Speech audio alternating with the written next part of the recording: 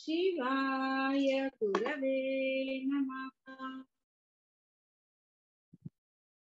शिवाय गुरवे नमः। शिवाय गुरवे नमः। शिवाय गुरवे नमः। शिवाय गुरवे नमः।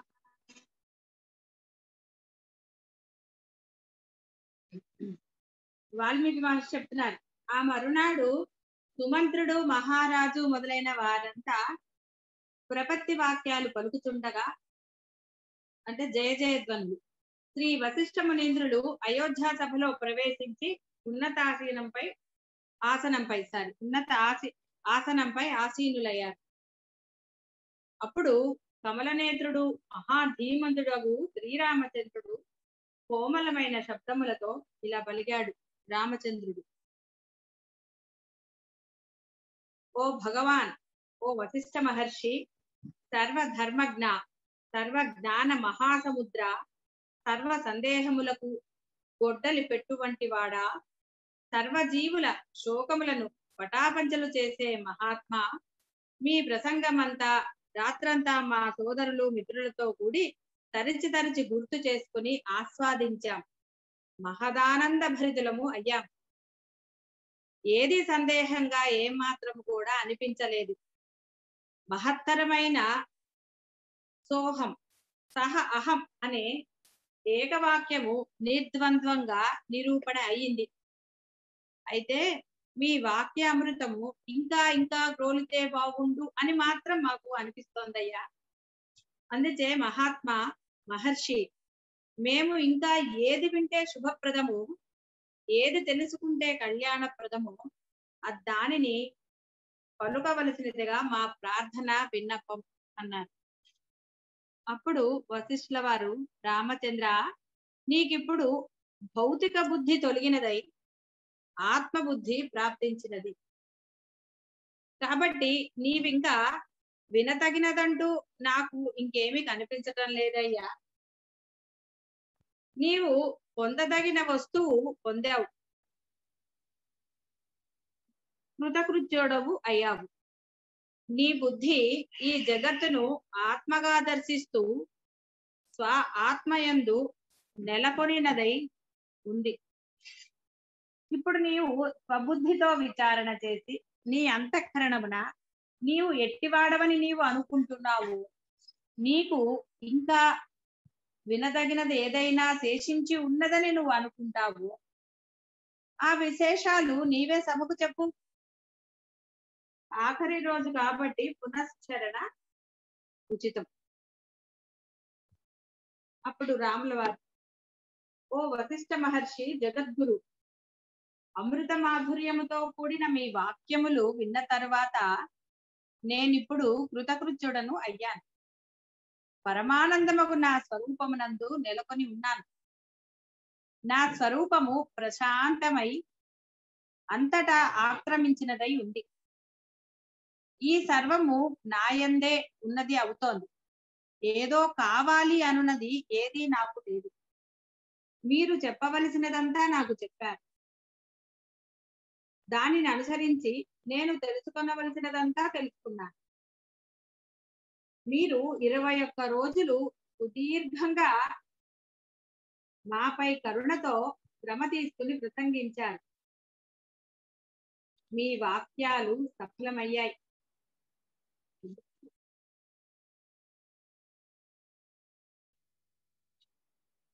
హే మహర్షి, పొందవలసిన బ్రహ్మ వస్తువును నేనిప్పుడు సర్వదా పొందబడిన వాణిగా దర్శిస్తున్నాను. ఈ జగత్తు బ్రహ్మమే అనేది నా దృష్టికి సుస్పష్టంగా, చాలా స్పష్టంగా గోచరమవుతోంది. జీవుడు బ్రహ్మము, ఇటువంటి ద్వైత రూప భ్రమ నాకు నశించింది. దృశ్య భేదం అంతా బ్రహ్మమయ అనుభవములో విలీనమయ్యింది. మీరు చెప్పుతున్నదంతా విచారిస్తూ ఉండగా ఈ దృశ్యముగా సత్యమే అనే సంసార సత్యత్వ బుద్ధి నాకు నశించింది. వెలుతురు రాగానే చీకటి ఎటుపోతోంది, అలాగే జ్ఞానవాక్య శ్రవణం చేత నా ఇతపూర్వపు అజ్ఞానం ఎట్టు వెళ్ళిందో ఎలా చెప్పను? వశిష్ఠుల వారు అంటున్నారు, రామచంద్ర, నీవు చెప్పే వాక్యాలు విని నా వాక్కుకు ప్రయోజనం సిద్ధించింది అని నేను ఎంతగానో ఆనందిస్తున్నానయ్యా.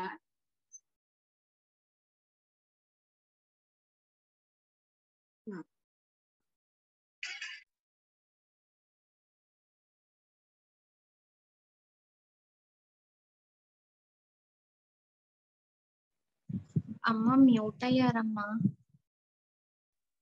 ఒక్క నిమిషం.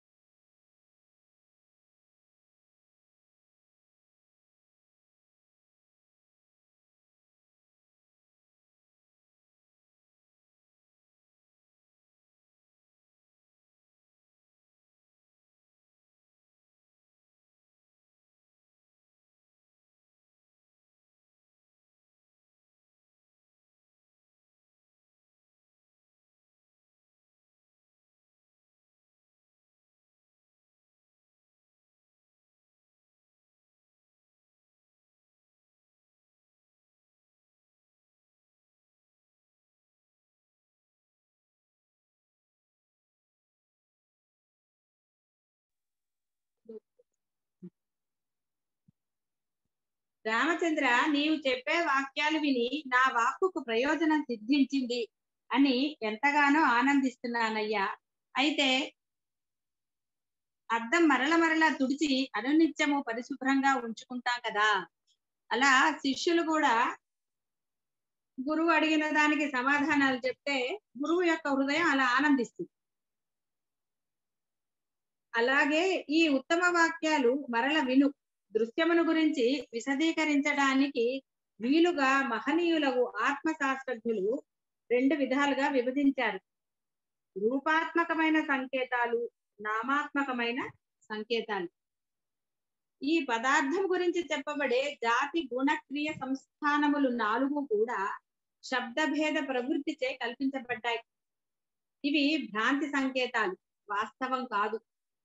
ఉదాహరణకి నీ మెడలో ప్రకాశించే ఈ బంగారు ఆభరణం మొదట రూపము, ఆ రూపం వచ్చిన తర్వాత దానికి ఒక నామము, తర్వాత జాతి, గుణము, క్రియ, సంస్థానం, అంటే ఆ పుట్టిన యొక్క ఇది. బంగారు ఆభరణం ఖరీదు. బంగారు ఆభరణం యొక్క ఆకారం ఎంత బాగుంది! ముత్యములతో బారుగా కూర్చబడి మెడలో ధరిస్తాం. తండ్రి గారు ఇచ్చారు, ఆయనకు మరొక రాజు గారితే, ఇలా దాని యొక్క క్రియలన్నీ చెప్పబడతాయి. అందంగా కనిపిస్తాం ధరిస్తే. ఇలా రకరకాలుగా ఉంటాయి. ఇవన్నీ పదార్థములకు చేయబడిన కల్పనలే గాని వస్తు విభాగాలు కాదు. ఇవన్నీ భ్రమరూపములే అవటం చేత వాస్తవమైన వస్తు ధర్మాలు కావు.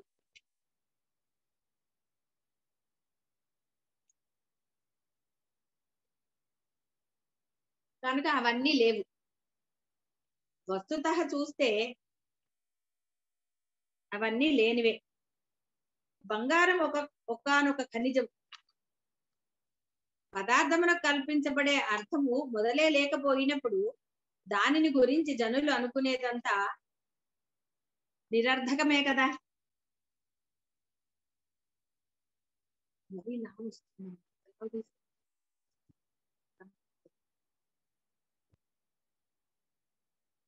లాభిస్తుంది.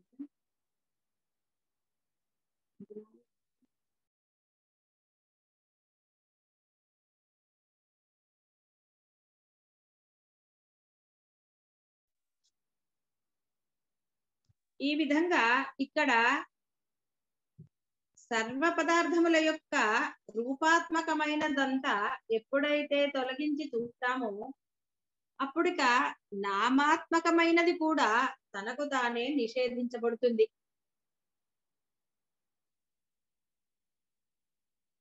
ఒక స్థూల దేహం పుట్టిన తర్వాత ఆ రూపాన్ని అనుసరించి, ఇక్కడ లింగ భేదాలు ఉన్నాయి కాబట్టి మనము ఆ యొక్క నామాన్ని పెడతాం.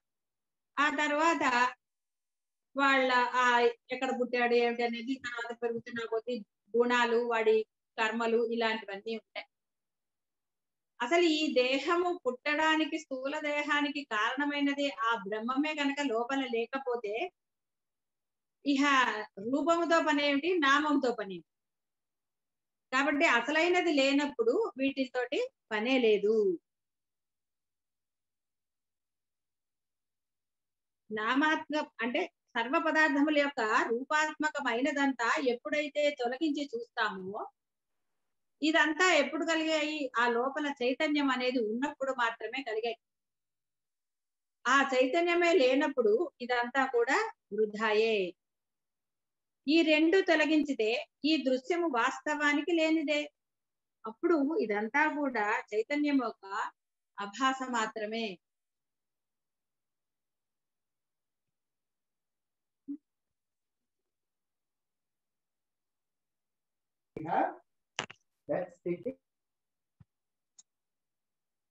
సరిగ్గా అర్థం కాలేదమ్మా. నువ్వు ఇప్పుడు ఇంతవరకు రాలేదు కదా, ముందరవి వినలేదు కాబట్టి కొంచెం తేడా ఉంటుంది.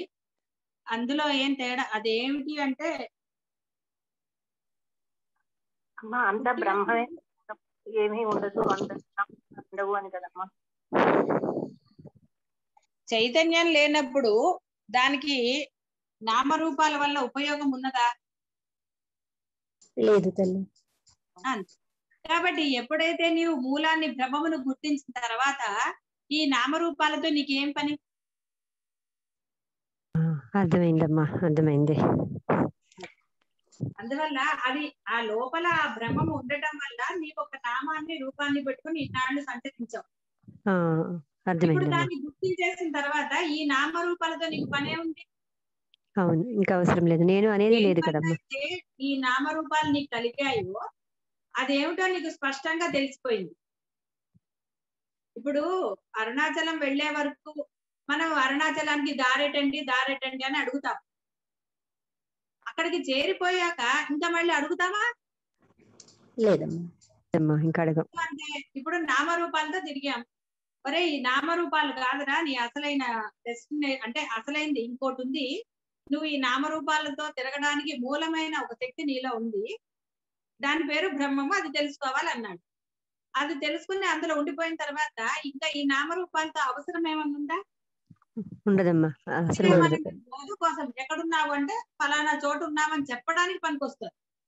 అలాగే మనము ఫలానా అంటే ఓకే నేనున్నాను అని చెప్పడానికి ఆ నామరూపాలు వేరే వాళ్ళకి అలవాటైంది కాబట్టి మనం చెప్తాం అంతే తప్ప బోధ కోసం ఉంది తప్ప వ్యవహారానికి ఉంది నామము రూపము. దాంతో ఇంకా ఉపయోగం ఏం లేదు.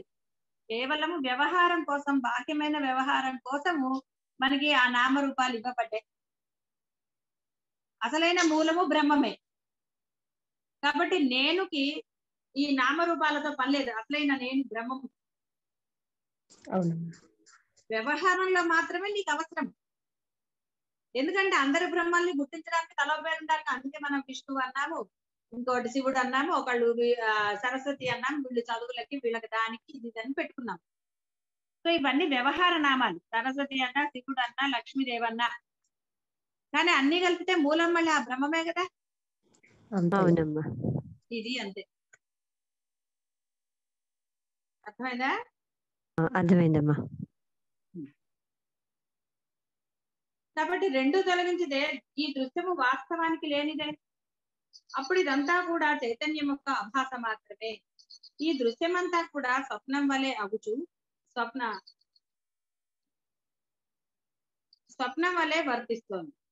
జగత్ అనబడేది ఎక్కడుంది అసలు? అప్పుడు ఎప్పుడైతే ఈ భావావేశంతో కూడిన స్మరణం వంటి జాగ్రత్తలో కనిపించేదంతా ఈ విధంగా మిథ్యయే అయి ఉన్నది.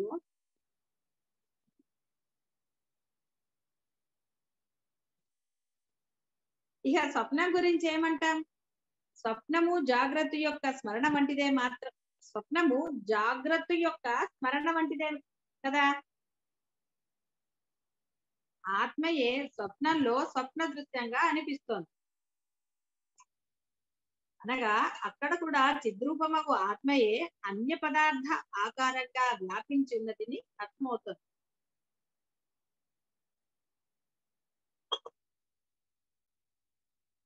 స్వప్నం ఎవరికి వస్తుంది? చైతన్యం ఉన్న వాడికి స్వప్నం వస్తుంది. చైతన్యం లేని వాడికి స్వప్నం వస్తుందా? వాడికి స్వప్నం వచ్చినా ఏదొచ్చినా లోపల ఆ మూలమైన వాడు ఉన్నాడు కాబట్టి వాడికి ఆ స్వప్నం వచ్చింది. అవునమ్మా.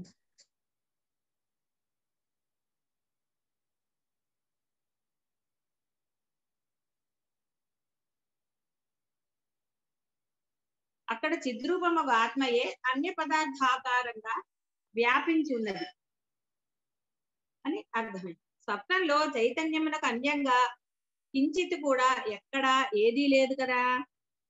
ఏ విధంగా స్వప్న నగరం ప్రత్యేగాత్మలో నిర్మల చిదాకాశం మాత్రమే అయి ఉందో ఆ విధంగానే ముల్లోకాలు కూడా రూపసహితంగా స్వప్నంలో లాగానే ద్రష్ట యొక్క ఉద్దేశము, భావన, అవగాహనలను అనుసరించి మాత్రమే అనుభూతమవుతున్నాయి.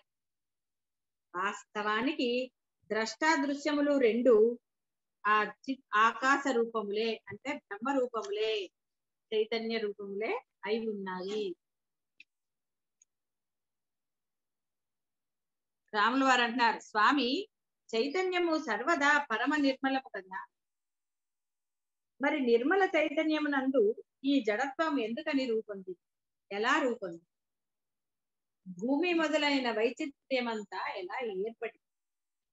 ఈ ఎదురుగా జగత్తులో కనపడుతున్న ఈ పర్వతాలు, జలము, శిలలు, అగ్ని, వాయువు, క్రియ, కాలము, శూన్యము, చిత్తాకాశము అన్ని ఎలా సంభవిస్తున్నాయి? హే మహర్షి, ఇవన్నీ మీరు ఇతపూర్వం సవివరంగా చెప్పియే ఉన్నారు. నేను మీ ప్రవచన అనుసారం అంతా తెలుసుకునే ఉన్నాను.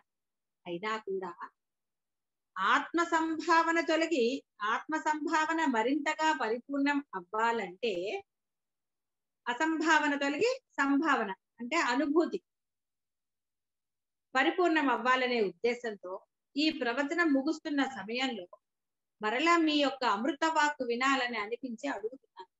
కనుక బోధాభివృద్ధికై మరల మీ అమృత వాక్కును ప్రసాదించమని వేడు.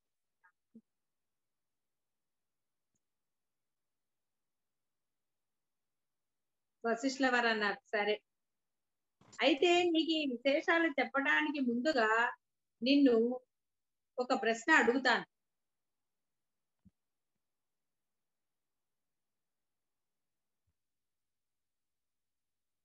సరే స్వామి అన్నాడు రాముల వారు. వశిష్ఠుల వారు అడుగుతున్నారు, స్వప్నంలో కూడా మహానగరము, భూమి, ఆకాశము, జలము, అగ్ని, వాయువు, దిక్కులు, కాలము, క్రియ, కార్యకారణ వ్యవహారం కనిపిస్తున్నాయి. ఆ స్వప్న సమయంలో అవన్నీ నిజమే అనుకుని నీవు గాని మరొకరు గాని అనుభవించటం జరుగుతుంది. ఇక ఇప్పుడు చెప్పు, అవన్నీ కూడా ఎలా ఏర్పడి అక్కడికి వచ్చాయి? వాటిని స్పర్శించిన వారు ఎవరు? మళ్ళీ అక్కడి నుంచి ఎవరు తొలగిస్తున్నారు? ఎందుకు తీసుకొచ్చి అక్కడ ఉంచారు? ఎవరు రచన చేశారు? వాటిని ఆయా విధములుగా ప్రకాశయుక్తం చేస్తున్నది ఎవరు? అవన్నీ ఏ పద్ధతిని అనుసరించి ఉత్పన్నమయ్యాయి? ఆ స్వప్నం యొక్క ఆచారం అంతా ఏమిటి? అందులో కనిపించిన నగరాదుల యొక్క అసలు స్వరూపం ఏమిటి? అప్పుడు రాముల వారు అన్నారు, అర్థమైంది స్వామి, ఈ జగత్తు కూడా స్వప్న రూపం వంటిదే. స్వప్న రూపము ఈ జగత్తు యొక్క స్వరూపము కేవలము నిరాకారము, నిరాశ్రయము అయినట్టి చిదాకాశమే. ఈ కనపడే భూమి, పర్వతాలు, ఆకాశం, నగరాలు, దేహాలు, నామరూపాలు అన్ని సత్యం కాదయ్యా. నిరాకారము, నిరాధారము చిదాకాశమే అన్ని రూపాలుగా కనిపిస్తోంది. నిరాకారమైన చిదాకాశానికి మరొక ఆధారం యొక్క ఆవశ్యకత లేనే లేదు. మనస్సే స్వప్న రూపమై ఉంటుంది. అలాగే స్వప్న దృశ్యంలాగానే ఈ దృశ్య జగత్తు కూడా వాస్తవానికి ఉకింత కూడా లేదు. చైతన్యం యొక్క ఒకానొక చమత్కారమైన స్ఫురణయే ఈ జగత్తులో ఈ జగదాకారంగా స్థితి పొంది ఉన్నది. స్వప్నంలో నీవు చూసినవన్నీ ఎలాంటివో, నిద్రలో ఉన్నప్పుడు నువ్వు చూసినవన్నీ ఎలా అసత్యాలో, మెలకువతో ఉన్నప్పుడు నీవు చూసేదంతా కూడా అలాగే అబద్ధం. అంతేగాని ఈ జగత్తుగా కనిపించేదంతా మరొకటి అయి ఉండలేదు. అంటే అదంతా భ్రమాత్మకం అయినా కూడా అది బ్రహ్మమే స్వప్నంలో. అలాగే జాగ్రత్తలో నువ్వు చూసే ఈ దృశ్యం అంతా కూడా ఆ బ్రహ్మమే, కానీ అదంతా నశించేది. నీవు బ్రహ్మముగా చూసినప్పుడు దాని నుంచి నీకు ఎటువంటి వికారాలు కలగవు. మెలకువగా ఉన్నప్పుడు వికారాలు అనేవి స్వప్నంలో చాలా తక్కువగా ఉంటాయి. మెలకు వచ్చిన తర్వాత ఇది కళ కాబట్టి అని ఆ వికారాన్ని మనం గమనించం, దాని యందు శ్రద్ధ పెట్టం.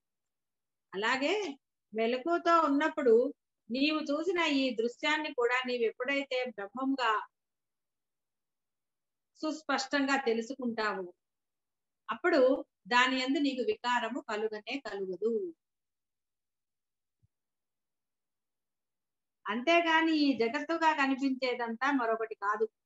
ఎవరో కల్పించి ఏర్చి పూర్తి ఇక్కడ అమర్చినది కాదు.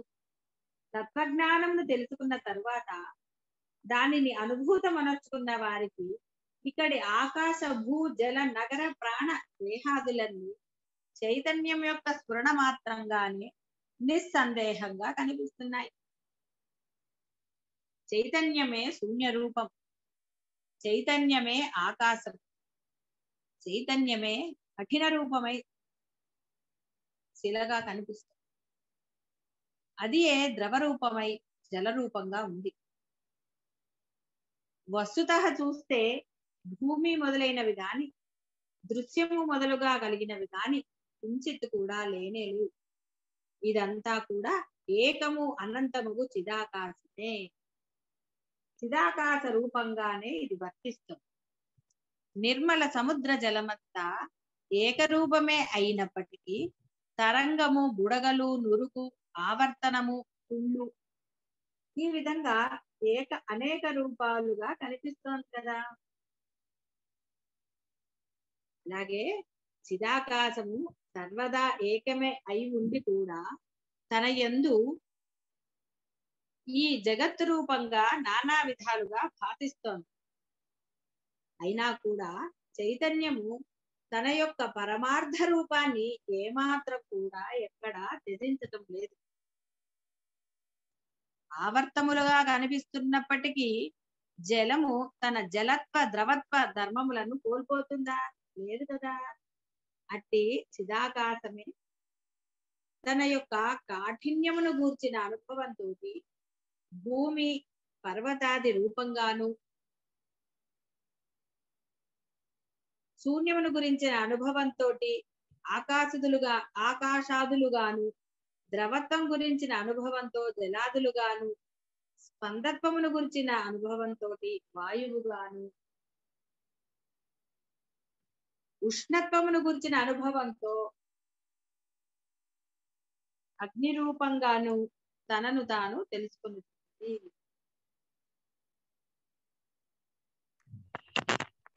అమ్మ ఇక్కడ చిదాకాశము అంటే మన మనస్సు అని అర్థం అమ్మా. అంతే కదా. చిత్ ఆకాశము, ఆ చిదాకాశమే తన యొక్క కాఠిన్యమును గురించిన అనుభవంతో, అంటే ఆ బ్రహ్మమే కదా చిదాకాశం. అంత క్లియర్ గా ఉందమ్మా. అర్థమైందా? అంటే మనం స్వప్నంలో ఉన్నప్పుడు చూసిందంతా మెలకు వచ్చిన తర్వాత ఎలా అసత్యం అని గ్రహిస్తామో, ఈ జగత్తులో జరిగేవన్నీ కూడా ఒకసారి మన బ్రహ్మాన్ని పొందిన తర్వాత అదే విధంగా ఉండదు అని తెలుసుకుంటాం. అంతేనమ్మా? వికారం కలగదు. ఇప్పుడు స్వప్నంలో నీకు ఆ సమయంలో వికారం కలిగిన మెలకు వచ్చిన తర్వాత అదంతా అబద్ధం కాబట్టి ఆ వికారం అనవసరం అనుకుంటాం. అవునమ్మా. అలాగే ఈ జగత్తులో ఉన్నది బ్రహ్మం అని తెలిసిన తర్వాత ఇదేది నాది కాదు అన్నాక నీకెందుకు దిగులు? ఇంకా ఇదంతా నశించిపోయేది. ఈ దేహము నశిస్తుంది, కాలము నశిస్తుంది, అన్ని నశించేవి మనకి. ఇలా ఉన్నట్టుగా రేపున్నట్టు ఎల్లుండి ఉండదు. ఆ బ్రహ్మము తెలిసిన తర్వాత అంతా ఉన్నది బ్రహ్మమే, చేసేది, చేయించేది, చేయబడేది సమస్త పదార్థాలు బ్రహ్మ రూపాలే. మరి ఆ బ్రహ్మ రూపాల నుంచి నీకు భయము కానీ వికారం కానీ ఎలా కలుగుతాయి? ఎందుకంటే నీవు కూడా ఆ బ్రహ్మ పదార్థమే కదా. అవును, అవునమ్మా. అది అందువల్ల అప్పుడు నీకు ఎప్పుడైతే నిజం తెలుస్తుందో, చీకట్లో భయం. చెప్పుకునే ఉదాహరణ, చీకట్లో తాడు చూసి పాము అనుకున్నావు, వెలుతురు వచ్చాక భయం ఉందా? ఉండదు. అంటే అజ్ఞానంలో బంధాలు చూసాము, అయ్యో ఏమైపోతుందో అని బాధలు పడ్డారు, వికల్పాలు, నానా గోళలు, టెన్షన్ లేచింది మొదలు. అదే అంతా బ్రహ్మమే, మందంటూ ఏమీ లేదు అక్కడ. ఏదైనా సరే ఆ బ్రహ్మం యొక్క నీతి ప్రకారమే జరుగుతుందని తెలిసిన తర్వాత దేనికి ఇంకా చింత? అవునమ్మా, అవును, అర్థమైందమ్మా. చేసేస్తే ఫ్యాన్ తిరుగుతుందని తెలిసాక ఎవరైనా తిరుగుతుందా లేదా అని చూస్తూ కూర్చుంటారు. హాయిగా ఉంటుంది అంతే కదా. స్విచ్ చేసిన తర్వాత పని చేస్తుంది అనుకున్న తర్వాత దాని ఎందుకు మనకి వేరే ఉంటుందా వికారం, వికల్పాలు?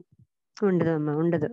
అంతే, బ్రహ్మం ఉన్నాడు అంతటా, ఆ బ్రహ్మం చేస్తాడు అన్న తర్వాత ఇంకెందుకు మనకి దాని గురించి చింత? ఎందుకు? అవునమ్మా. కూర్చోపెట్టి నీకు నెలకి జీతం ఇస్తానంటే హాయిగా కూర్చోకుండా ఎందుకు టెన్షన్ అన్నట్టుందమ్మా నాకైతే. అంతే మరి, హాయిగా కూర్చోదు, మన పని మన వర్తమానంలో జీవించమన్నాడు. అందుకని వర్తమానంలో ఆనందంగా ఉండు. గడిచిపోయిన దాని గురించి ఎందుకు, జరగబోయేది ఏమిటో నీకు తెలియని దాని గురించి ఎందుకు టెన్షన్? ఏది మార్చలేమని తెలుసు. జరుగుతున్నాయి, అన్ని మంచి జరుగుతుందా చెడు జరుగుతుందా బ్రహ్మ నియతి ప్రకారం జరుగుతుంది. నువ్వు బ్రహ్మంలో ఉంటే నీకు ఎప్పుడు కూడా ఆనందమే ఉంటుంది, అన్ని మంచిగానే జరుగుతాయి. నీకు లోటు లేకుండా నేను రక్షించే బాధ్యత ఆయన తీసుకుంటాను. లేకపోతే చాలమ్మా. నీ రక్షణ కోసం నువ్వు నానా తిప్పలు పడాలి. అవును, నాది నేను అనుకున్నంత వరకు తప్పు. అర్థమైందమ్మా. ఎలాగైతే కలలో వచ్చింది నిజం అయిపోతుంది అని భయపడి ఇటు పరిగెత్తి అటు పరిగెత్తి ఏమైపోతుందో చెడు వచ్చింది నాకు అని నానా తిప్పలు పడ్డవాడికి సుఖం ఉంటుందా మెలకు వచ్చాక? లేదు తల్లి. ఆ ఉండదమ్మా. స్వప్నం ఏమైపోతుంది ఇప్పుడు నాకేమైపోతుంది అదల్ది వచ్చింది అని అనుకున్నవాడు ప్రశాంతంగా ఉండగలుగుతాడా? లేదమ్మా, ఉండలేడమ్మా. ఇక మనకి దిగులు దేనికి? ఇంకా ఉన్నది బ్రహ్మమే, ఆయన నియతి ప్రకారం జరుగుతుంది, అయిపోయింది.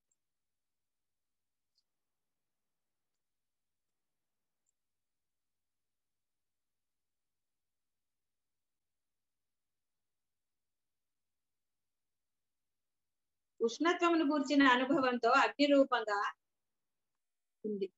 ఈ విధంగా నిష్కారణంగా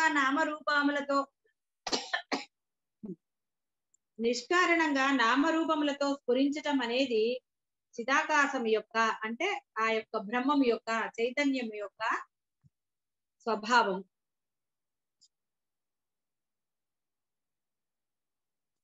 జలానికి వేరుగా సముద్రమునకు మరొక రూపం ఉందా? అనంత జలం కాబట్టి దానికి ఒక పేరు పెట్టాం, సముద్రము అని. కొంచెంగా ఉండి ప్రవహిస్తే అది నది అన్నాం, ఇంకొంచెం ఉంటే అది ఒక కొలను, అలా పేర్లు పెట్టుకున్నాం. కానీ ఇందులో ఉన్నదంతా జలమే. అది ఉప్పుగా ఉందా ఇంకోటి ఉందా అనవసరం మనకి, కానీ ఉన్నది జలమే. కానీ దాని క్వాంటిటీని బట్టి మనం పెట్టాం. అందుకనే జ్ఞాని అజ్ఞాని, తెలుసుకున్నవాడు జ్ఞాని, తెలుసుకున్నవాడు అజ్ఞాని. వెలుతురు ఉంటే సూర్యుడు అంటే పగలు, ఆ వెలుతురు లేకపోతే చీకటి, దానిని రాత్రి అన్నారు. అంతే తప్ప కాలమే, అది కాలమే ఇది కాలమే. కాలంలో మార్పు ఉందా? లేదు. నీవేం చేసుకున్నావు? దానిని ఈ యొక్క వ్యవహారం కోసము మనం వాటిని విభజించుకున్నాం, పేర్లు పెట్టుకున్నాం. వ్యవహారం కోసం పేర్లు పెట్టుకున్నాం, ఇది రాత్రి ఇది పగలు అని. ఇప్పుడు రాత్రి పగలు ఏముంది? అందరూ రాత్రులు పనిచేస్తున్నారు, పగళ్ళు పనిచేస్తున్నారు. లేకపోతే ఇప్పుడు కొంతమంది రాత్రి పని చేయటం పగలు నిద్రపోవడం, అన్ని రివర్స్ అయ్యాయి కాబట్టి నానా రోగాలు. సరే, అవన్నీ అరోగాలు. కాబట్టి వ్యవహారానికి ఈ బ్రహ్మమే ఆ విధంగా కల్పించబడింది, తనని తాను అలా మలుచుకుంది. దాని స్వభావం అంతే. అది సృష్టి చేసుకుంది కాబట్టి ఈ యొక్క సృష్టిలో ఉన్న ఈ యొక్క అంటే ఈ వస్తు రూపానికి మనం కూడా వస్తువులతో పాటే సమానం. ఈ జీవరాశికి ఒక అనుకూలతను ఏర్పరచడానికి అవన్నీ తన స్వభావ సిద్ధంగా చేస్తుంది. ఎలాగ పిల్లవాడైతే తన ఆటల్లో అనుకూలంగా ఏదేదో అనుకుంటూ ఉంటాడు, ఒకటే వస్తువు, కానీ వాడు దాన్ని ఇదంటాడు అదంటాడు, నీళ్ళని కాఫీ అంటాడు, టీ అంటాడు, ఇంకోటి అంటాడు, అలా రకరకాలుగా అతను తన ఆటకి వీలుగా మార్చుకుంటాడు. అలాగే మనం మన ఇంటిని మనకు అనుకూలంగా మనం అలంకరించుకుంటూ ఉంటాం. ఇష్టమైతే అదేంటి దీవాన్ అవుతుంది, లేకపోతే పరుపు అవుతుంది, మంచం అవుతుంది. అలా మనం అనుకూలంగా మార్చుకోవట్లేదు, ఒకటే వస్తువుని రకరకాలుగా వాడుకోవట్లేదు. ఇది అంతే. ఆ బ్రహ్మము తనకి ఎలాగా అనుకుంటాడో తన స్వభావాన్ని ఆ విధంగా మార్చిస్తాడు. ద్రవ రూపంగా ఉన్నప్పుడు జలంలాగా ఉంటాడు అలా. అంతే తప్ప అది జలం కాబట్టి బ్రహ్మం కాదు అంటానికి లేదు, ఉష్ణం కాబట్టి అది బ్రహ్మముకి వ్యతిరేకము వేరే అని అనడానికి లేదు. ఈ విధంగా ఎలాగైతే ఇంట్లో వస్తువులన్నీ నీవే అంటావు, అది ఏ రూపం అయినా సరే అన్ని నీ వస్తువులే, నీ ఇంట్లో నావి అంటావు. అంతేగాని వేరేవి మా ఆయన కొనుక్కొచ్చాడని గుర్తుకి ఎవరన్నా ఎవరు కొనుక్కొచ్చారంటే చెప్తాం, కానీ ఇంట్లో ఉన్న వస్తువులన్నీ నావే అంటావు కదా. ఇవి అంతే, ఆ స్వభావ సిద్ధంగా ఆయన అన్ని తానే అయిపోతాడు. జలానికి వేరుగా సముద్రానికి మరొక రూపం ఉన్నదా? శూన్యత్వానికి వేరుగా ఆకాశం అనబడేది ఎక్కడుంది? అలాగే చిదాకాశములకు వేరుగా జగత్ అనబడేది ఎక్కడా ఏది లేదు.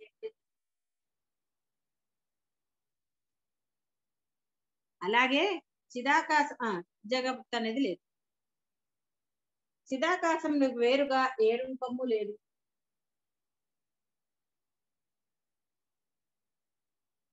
జలమునకు వేరుగా తరంగం ఎక్కడుంది? తరంగాకారం ఎక్కడుంది? ఇది నీవు నేను ఇత్యాది రూపములతో కూడిన చిదాకాశము కంటే వేరుగా ఏది సంభవించజాలదు. కాబట్టి ఓ సర్వ సభికులారా మనమంతా కూడా చిదాకాశ రూపులమే, బ్రహ్మ రూపులమే. అట్టి చిదాకాశ మాత్ర రూపముగా పరమశాంతముగా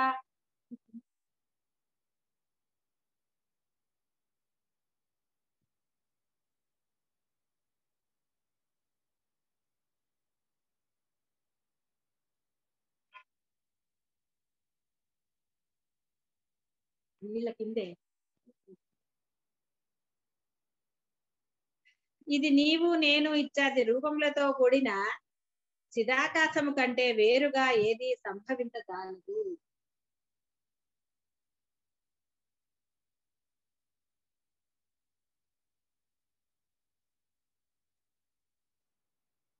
ఓ సర్వ సభికులారా మనమంతా కూడా చిదాకాశ రూపులమే. అట్టి చిదాకాశ మాత్ర రూపముగా పరమశాంతముతో వెలయుదుముగాక. ప్రశాంత స్వరూపులమై ఉండెదముగాక. ఎందుకంటే మనందరి వాస్తవ రూపం అదే కదా, బ్రహ్మమే, చిదాకాశమే. ఓ సహ చిదాకాశానంద స్వరూపులారా మనమంతా రోజు స్వప్నం చూస్తున్నాం. అట్టి స్వప్నంలో దేహం లేకుండానే నిరాకార రూపులమై అగ్ని, కొండ, ఇల్లు, వాకిలి ఇవన్నీ మనకు మనమే రచించుకొని తత్సంబంధమైన అనేక క్రియలను నిర్వర్తిస్తున్నాం కదా. అలాగే నిరాకారమైన చిదాకాశము జాగ్రత్తనందు ఈ సాకారములకు అగ్ని, ఆకాశ, పర్వతాది నానా విధములైన ప్రదర్శనములను నిర్వర్తిస్తూ వాటి యందు ద్రష్టగా తానే ప్రవేశించినదై దర్శన, స్పర్శ, సంచారాది ఆయా క్రియలన్నీ నిర్వర్తిస్తుంది. ఈ విధంగా సర్వజీవులు చిదాకాశ రూపులే గాని భౌతిక దేహ పరిమితులు కాదు. ఓ సహ చిదాకాశానంద స్వరూపులారా రోజు స్వప్నం చూస్తున్నాం. అట్టి స్వప్నంలో దేహం లేకుండానే నిరాకార రూపులమై అగ్ని, కొండ, ఇల్లు, వాకిలి ఇవన్నీ మనకు మనమే రచించుకొని తత్సంబంధమైన అనేక క్రియలను నిర్వర్తిస్తున్నాం. అలాగే నిరాకారమైన చిదాకాశం జాగ్రత్తనందు ఈ సాకారములకు అగ్ని, ఆకాశ, పర్వతాది నానా విధములైన ప్రదర్శనములను నిర్వర్తిస్తూ వాటి యందు ద్రష్టగా తానే ప్రవేశించినదై దర్శన, స్పర్శ, సంచారాది ఆయా క్రియలన్నీ నిర్వర్తిస్తోంది. ఈ విధంగా సర్వజీవులు చిదాకాశ రూపులే గాని భౌతిక దేహ పరిమితులు కాదు. స్వప్నంలో భౌతిక దేహం లేకుండానే స్వప్నద్రష్ట చైతన్యము దేహాకారం వలె ప్రకటనమవుతున్నట్లే సృష్టి ఆది యందు చిదాకాశము జగదాకారంగా ఉదయిస్తోంది. వాస్తవానికి చిదాకాశం జగతాకారంగా అగుటలేదు. జగత్తుకు కారణం లేదు కదా. అందుచేత అజ్ఞానం చేతనే చైతన్యము జగతాకారంగా కనిపిస్తోంది. వాడు నేను అని భావించటం వల్ల వాడికి దృశ్యం కనపడుతోంది. నేను, నాది, నా వాళ్ళు అని వాడు ఈ అజ్ఞానం చేత భావించటం వల్ల వాడు ఆ దృశ్యాన్ని నిజమని భావించటం వల్ల వాడికి ఈ జగత్తు కనపడుతుంది. అంతా భ్రమమే అన్నప్పుడు దృశ్యానికి ఛాన్స్ ఏది? జగతాకారం కనిపించేదంతా సుజ్ఞానం చేత చైతన్యంగా అనిపిస్తుంది. ఓ సహసభికులారా మనసు, బుద్ధి, చిత్తము, అహంకారాలు, పంచభూతాలు, పర్వత నగరాదులు, 10 దిక్కులు, యథాస్థితిలో కనిపించే సమస్త ప్రపంచం ఇదంతా స్థిర యొక్క అంతర్భాగం వలె మహామౌనమై ఉన్నాయి. ఇవన్నీ కూడా వాక్కుకు విషయాలే కానట్టి చిదాకాశం. ఇవన్నీ మనము వ్యవహారానికి అజ్ఞానంతో వాడుతూ ఉన్న విషయాలు ఇవన్నీ కూడా వాటిని విషయాలుగా మనం స్వీకరిస్తున్నాం. ఒక దాంట్లో ఆనందాన్ని చూస్తాం, ఇంకో దాంట్లో బాధని చూస్తాం. ఒకటి మనకి ఇష్టంగా ఉంటుంది, ఒకటి అయిష్టంగా ఉంటుంది. కానీ అంతా బ్రహ్మంగా చూసే తత్వజ్ఞానికి ఏది అతనికి ఖేదము కలిగించదు, వికారము కలిగించదు, సుఖము అన్ని ఆనందంగానే ఉంటాయి. సుఖము అన్నది బాహ్యానికి సంబంధించింది, ఆ బ్రహ్మానందం అనేది బ్రహ్మముకు సంబంధించింది. అందువల్ల సుఖము లేదని, ఆ క్షణిక సుఖమే. పువ్వు వికసించినప్పుడు ఆనందంగా అనిపిస్తుంది. కొన్ని పువ్వులు పొద్దున విచ్చుకుని కాస్త ఎండకి వడిలిపోతూ ఉంటుంది, అప్పుడు ఆనందం కలుగుతుందా ఆ వడిలిపోయిన దాన్ని చూసి మనకి? కాబట్టి ఈ బాహ్యమైన సుఖాలన్నీ క్షణికాలు మాత్రమే. ఇప్పుడు సుఖంగా అనిపిస్తుంది, ఆనందంగా అనిపిస్తుంది, మరో క్షణాల్లోనే, అంటే చెప్పలేం మనం అది క్షణంలోనా, ఓ అరగంట గంటలోనా, ఒక రోజులోనా, మళ్ళీ అది కాస్త పోతుంది. మనకి సందర్భాన్ని బట్టి, ఆ యొక్క వ్యక్తులను బట్టి ఏదో దాని బట్టి. కాబట్టి ఇవన్నీ కూడా వాకుకి విషయమే కానట్టి చిదాకాశ రూపమే, అంటే ఆ యొక్క బ్రహ్మమే అయి ఉన్నది. ఈ ప్రకారంగా వాస్తవానికి ఇక్కడ ఏది కూడా కొంచెం కూడా ఉత్పన్నం అయ్యలేదు, నశించటము లేదు. యథారీతిగా స్థితి కలిగి ఉన్న ఈ జగత్ రూపం అంతా కూడా చిత్ బ్రహ్మాత్మలో సద్బ్రహ్మ రూపంగానే వెలియుచున్నది. చైతన్యంలో గల ఈ జగత్ స్వరూప పురణమే ఇదంతా. చిత్ స్వరూపం యొక్క విజృంభణ ఈ జగత్తు జలం ద్రవంలాగా చైతన్య జగత్తులు ఏకరూపమే అయి ఉన్నాయి. ఇక పొందవలసిందేమిటి, తొలగవలసిందేమిటి? నా గురుదేవులకు మీరు ఈ మన సభికులు ముందు ముందు నాకు భక్తితో నమస్కరించువారు ఈ వాక్యములు చెప్పే నేను, మనమంతా కేవలం ఆ యొక్క చిదాకాశ స్వరూపులం, అంటే బ్రహ్మ స్వరూపులమే. మన కనపడే జగత్తు మన స్వభావమే. జగత్తును కలిగి ఉండగాను తొలగిపోయినప్పుడు కూడా మనము చిదాకాశ స్వరూపానికి లోటేమీ లేదు, మన బ్రహ్మ స్వరూపానికి వచ్చినా లోటేమీ లేదు. అంటే బాహ్యం అనేది నశిస్తోంది, నీ యొక్క ఉపాధి నశిస్తుంది తప్ప ఉపాధికి ఆలంబనగా ఉన్న ఆ యొక్క బ్రహ్మశక్తి చిదాకాశము చైతన్యం మటుకు నశించదు. మునీంద్ర, యథార్థ సందర్శనం అనే పవిత్ర దృష్టి కలిగి ఉన్న జ్ఞాని యొక్క దృష్టిలో యథార్థ సందర్శనం అంటే బ్రహ్మమును మాత్రమే చూడగలిగే, గ్రహించగలిగే, ఆ అనుభూతి పొందగలిగే వాడికి, అలాంటి పవిత్ర దృష్టిని కలిగి ఉన్న జ్ఞాని యొక్క దృష్టిలో ఈ జగత్తు భాషిస్తూ కూడా భాషించినదే అవుతుంది. ఇదంతా అతనికి దృశ్యశూన్యమగు పరమార్థ చిదాకాశ రూపంగానే గోచరిస్తుంది. ఇహ అజ్ఞానుల దృష్టి యందు ఏది ఎట్లా ఉంటే మాత్రం ఏమున్నది? దానిని గురించి మనం ఇప్పుడు విచారించవలసిన పని లేదు. మనకేం ప్రయోజనం? ఆర్గ్యుమెంట్స్ చేయటం వల్ల ఏమిటి ప్రయోజనం? అందుచేత జ్ఞానుల దృష్టితోనే నేను చూస్తూ ఉన్నాను. ఇదంతా దృశ్యరహిత నిర్వికార చిదాకాశమే అనున్నదే నా ప్రస్తుత అనుభవం.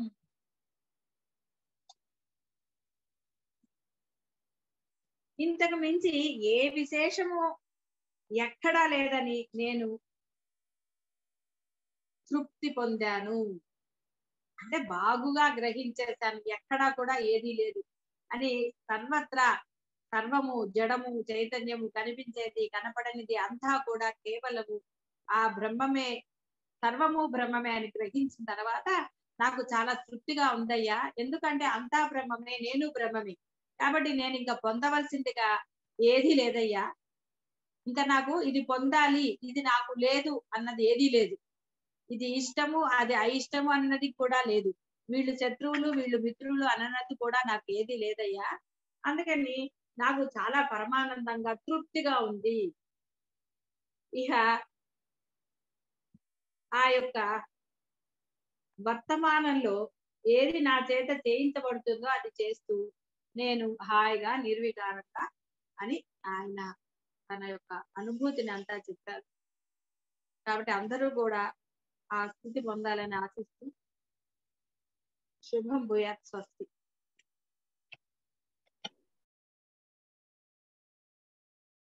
శివాయ గురవే నమః. శివాయ గురవే నమః.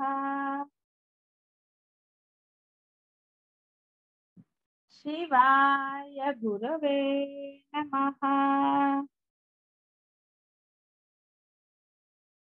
శివాయ గురవే నమః.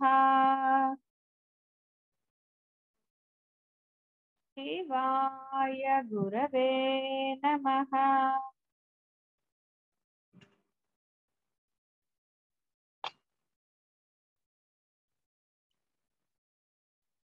రాముల వారు చెప్తున్నారు, హే మహాత్మా, సందేహాలన్నీ తొలగితే ఇక ఆపై స్వప్నంలో దృశ్యము చిదాకాశమే అయినట్లుగా ఈ జాగ్రత్తలో దృశ్యం కూడా అలాగే చిదాకాశ రూపమే అని సుస్పష్టంగా తెలియవస్తోంది. అందుకు ఏవైనా సందేహాలు ఉంటే వాటిని తొలగించుకోవటమే ఆధ్యాత్మ శాస్త్రం యొక్క అధ్యయన ఉద్దేశం. మీరు అన్ని సవివరణగా చెప్పారు కాబట్టి ఇక సందేహం అంటూ ఏదీ మిగలనే లేదు. అయినప్పటికీ మరికొంత మీ వద్ద నుండి వింటే బాగుంటుందని మా మనసు ఉత్సాహపడుతోంది. అందుచేత మాత్రమే ఇక్కడ ఒక ప్రశ్నను మరలా అడుగుతున్నాను స్వామి. చిన్మాత్రము, దేహరహితము, కూటస్థము అద్వయము కదా. అట్టి చిన్మాత్రము జాగ్రత్త, స్వప్న, సుషుప్తి సమయాలలో జాగ్రత్త దేహము, స్వప్న దేహము ఎందుకు ధరిస్తోంది? ఈ ప్రశ్నకు సమాధానం ప్రసాదించమని ప్రార్థన అన్నాడు రాముల వారు. వశిష్ఠుల వారు చెప్తారు, రామచంద్ర, జాగ్రత్త స్వప్నములలో రెండిటిలో కూడా దృశ్యము కారణరహితమై ఉత్పన్నమవుతోంది. కాబట్టి ఇదంతా శూన్యమే ఆధారముగా కలిగి ఉంది, అనగా శూన్య రూపమే అయి ఉంది. అట్టి శూన్యమునకు ఆధారం ఏమిటి? పరబ్రహ్మమే కాని మరింకోటి కాదు కదా. కాబట్టి ఈ జగద్రూప వివర్తం వల్ల బ్రహ్మ యొక్క అద్వైత తత్వమునకు వచ్చే హాని ఏమీ లేదు. సృష్టి ఆదిలో పరబ్రహ్మమునకు వేరుగా మరింకేది శేషించియే లేదు. బ్రహ్మమున వేరై పంచభూతాలు అనే కార్యం సంభవించజాలదు. పంచభూతాలే లేనప్పుడు ఈ భూమి దేహాలు ఎక్కడివి? కాబట్టి పంచభూత సమూహంగా కనిపిస్తున్న ఈ దేహాలన్నీ సృష్టి ఆది నుండి చిదాకాశ రూపములే. చిదాకాశమే స్వస్వరూప మాత్ర స్ఫురణము అను మాయా గుణముచే ఆకారవంతముగా విక్షుబ్ధమై ఈ జగత్తు యొక్క ఆభాసను తనయందు తానే చూసుకుంటోంది. చిదాకాశం యొక్క ఆభాస లేక స్ఫురణయే స్వప్న దర్శనం. జగదాకారముగు చిదాకాశం యొక్క ఆభాసయే స్వప్నము, వివర్తము, జగత్తు. ఇటువంటి శబ్దములతో చెప్పబడుతోంది. జాగ్రత్త అంటే చిదాకాశమునందు స్వకీయమైన భావావేశం చేత స్థూల రూపంగా భాషించే నామరూపాత్మక వస్తు తత్వం. ఇహ స్వప్నము చిదాకాశమునందు సూక్ష్మ రూపంగా భాషించే జగత్ రూపం. వాస్తవానికి ఈ రెండు కూడా నిర్మల చిదాకాశ రూపములే అయి ఉన్నాయి, బ్రహ్మరూపములే అయి ఉన్నాయి. ఇవి కూడా చిద్రూపమే తన యొక్క వ్యాపము అనే చిత్ స్వభావ పురణయందు ఈ భిన్న విభిన్నములైన ఆకాశము, భూమి, నగరము ఇత్యాది భిన్న భిన్న నామాలన్నీ కల్పించుకుంటోంది. బోధ కోసం అనండి, వ్యవహారం కోసం అనండి, ఆ విధంగా ఆ బ్రహ్మము నామరూపాత్మకం అవుతుంది.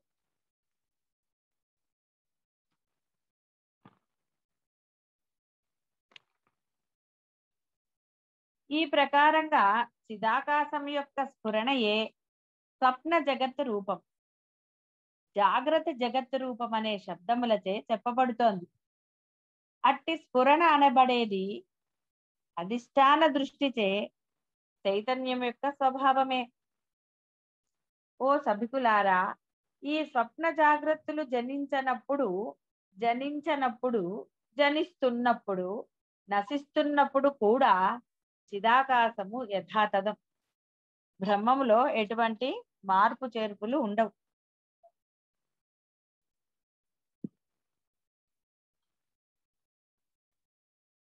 సృష్టిలో ఉంది, సృష్టి అంతా ఉంది, తర్వాత సృష్టికి ఆవల కూడా ఉంది కాబట్టి ఎప్పుడు కూడా అది యథాతథమే. మన చిదాకాశ స్వరూపం జనించదు, నశించదు. శూన్యత్వము ఆకాశం నందు వర్తిస్తోంది, చూచారా? అలాగే బ్రహ్మాకాశమునందు బ్రహ్మరూపములేవు భిన్న భిన్న సృష్టులు జనిస్తాయి. కొన్ని రోజులు ఉంటాయి, మళ్ళీ నశిస్తాయి. రాములు వారు అడుగుతున్నారు, మహాత్మా, మీరు కొన్ని ఉపాఖ్యానాలు చెప్పుచున్నప్పుడు అనేక రకములైన బ్రహ్మాండముల గురించి చెప్పి ఉన్నారు. అందులో కొన్ని భౌతికములు, మరికొన్నేమో మానసికములు. కొన్ని వాయుగోళములలోను, కొన్ని తేజః కోశంలోను, కొన్ని ఒక శిలలోను, ఇలా ఎక్కడెక్కడో ఉన్నాయి కదా. ఈ భూమి ఊర్ధ్వంలో పాదములు, అధోభాగంలో శిరస్సు కలిగి ఉన్నదై అనేక జీవరాశులతో నిండి ఉంది. ఆయా బ్రహ్మాండాలు కొన్ని గృహాకాశంలోను, మరికొన్ని పక్షుల వలె ఆకాశంలో వేలాడుతూ ఉన్నాయి. స్వామి, ఇటువంటి అనేక సృష్టులలో మనం ఉన్న ఈ బ్రహ్మాండము ఏ రీతిగా స్థితి కలిగి ఉన్నదో తెలుపమని ప్రార్థన. వశిష్ఠుల వారు చెప్తున్నారు, రామచంద్ర, మన సంభాషణకు ముఖ్య విషయము బ్రహ్మ వస్తువు కదా. అట్టి బ్రహ్మము అనునిత్యమైనది, పూర్వం లేనిది, ఇప్పుడు క్రొత్తగా లభించేది కాదు, సనాతనం అన్నమాట, ఎప్పుడు ఉండేది కాబట్టి. అదృష్టము భౌతికమైన కళ్ళకు కనిపించేది కాదు. నా అనుభూతము ఇంద్రియాలకు అనుభూతమయ్యేది కాదు, మనస్సు కూడా అది విషయము కాదు. నవాశ్రుతం, ఎవరైనా చెప్పితే తెలిసేది కాదు. అది ప్రత్యక్షము, అనుమానము, ఆగమము మొదలైన అన్ని ప్రమాణములకు అతీతమైనది. వాక్కుకు అందనిదని ఎన్నోసార్లు చెప్పుకున్నాం కదా, అదే చెప్పారు ఇక్కడ. అట్టి పరబ్రహ్మమును ఉత్తమ గురువు అనేక దృష్టాంతముల సహాయంతో బోధిస్తున్నారు. ఉత్తమ శిష్యుడు శ్రవణ మనన నిధిధ్యాసలచే చింతించుచు సువిచారణ చేస్తూ అనే అర్థం క్రమంగా గ్రహిస్తాడు. ఇహ ఈ మన బ్రహ్మాండం గురించి అంటావా? ఈ బ్రహ్మాండం గురించి జ్యోతిష్యాది శాస్త్రాలు అనేక విశేషాలు విశదీకరించి చెప్పుచున్నాయి. అలాగే మునుల చేత, దేవతల చేత అనేక వర్ణముల ద్వారా విశదీకరించబడుతోంది. అవన్నీ నీవు విద్యాధ్యయన సమయములోను, మన ఈ సంవాదం సందర్భంగాను అనేక విషయాలు వినటం జరిగింది కనుక నీవు తెలుసుకునే ఉన్నావు. ఇక ఈ బ్రహ్మాండం ఏ ప్రకారంగా స్థితి కలిగి ఉన్నదో అదంతా క్రొత్తగా ఇప్పుడు చెప్పవలసినదేమీ లేదు. ఈ బ్రహ్మాండము చిదాకాశ స్వరూపమే. అలాగే తదితర బ్రహ్మాండములన్నీ కూడా, ఇటువంటి బ్రహ్మాండముల వ్యవహారం అంతా కూడా పరబ్రహ్మం యొక్క స్వభావమే అయి పరబ్రహ్మమునకు అనన్యమై ఉన్నాయని మాత్రం గ్రహించు. రాముల వారు మళ్ళీ అడిగారు, అయితే హే మహర్షి, చిదాకాశ రూపమగు బ్రహ్మము ఈ బ్రహ్మాండాకారంగా ఎలా అవుతోందో అది చెప్పండి. ఈ బ్రహ్మాండము ఎంతటి పరిమాణము కలిగి ఉన్నదో ఎంతకాలం వరకు ఇది ఈ ప్రకారంగానే ఉంటుందో అలాంటి వివరాలు తెలుపమని ప్రార్థన స్వామి అన్నాడు. అప్పుడు వశిష్ఠుల వారు, రామచంద్ర, బ్రహ్మము ఆది మధ్యాంతరహితము, నిత్యము, అవ్యయము. అట్టి బ్రహ్మరూపమగు బ్రహ్మాకాశమునకు ఆది మధ్య అంతము అనునవి లేనేలేవు. దాని యందు ఆకారము అనే వికారము లేదు. అట్టి బ్రహ్మాకాశము అనాది, అనంతము, అవ్యయము, సర్వవ్యాపకము అయి ఉన్నది. ఇహ ఈ జగత్ అంటావా, ఇది బ్రహ్మమే.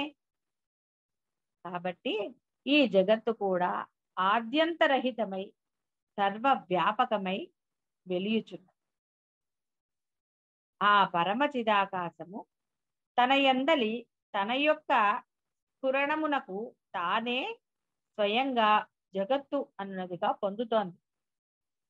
అయితే జగత్తు అనబడేది చిదాకాశమునకు అన్యంగా మిథ్యయే. మనుజునకు స్వప్నంలో ఒక నగరం కనిపించటం ఎటువంటిదో ఈ దృశ్యం కూడా అలాంటిదే.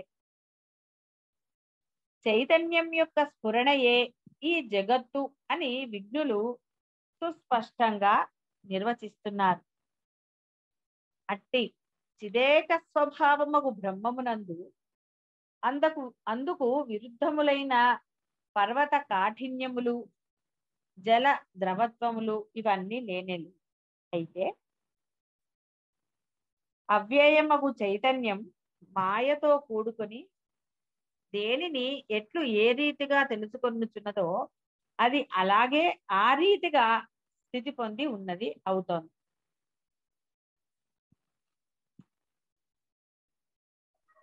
నమస్కారం గురుగారు. గురుగారు మీరు ఎప్పుడు చెప్పేటట్టుగా చెప్తారా గురుగారు? మీరు చదువు క్షమించండి గురుగారు, అది చెప్తున్నది అర్థం అవుతోంది కానీ ఇంకా మీరు ఎక్స్ప్లెయిన్ చేసినప్పుడు ఇంకా బాగా అర్థం అవుతుంది గురుగారు. అది అలా ఇదంతా చెప్తారా గురుగారు? పునశ్చరణే కదమ్మా, ఇదంతా జరిగిపోయిందే. మీరు సందేహాలు లేవన్నారు. ఇప్పుడు సందేహాలు ఉన్నప్పుడు కదా ఎక్స్ప్లెనేషన్. ఇప్పుడు ఇదంతా ఆల్రెడీ ఆయన అంతకు ముందు చెప్పిందే. జగత్ రూపమే, జాగ్రత్త ఎలా ఉంది, స్వప్నం ఎలా ఉంది, దాని గురించే కదా. ఇంకా మరి మీకు సందేహాలు లేవు అన్నప్పుడు ఇంకా నేను ఏం ఎక్స్ప్లెయిన్ చేయాలి కదా.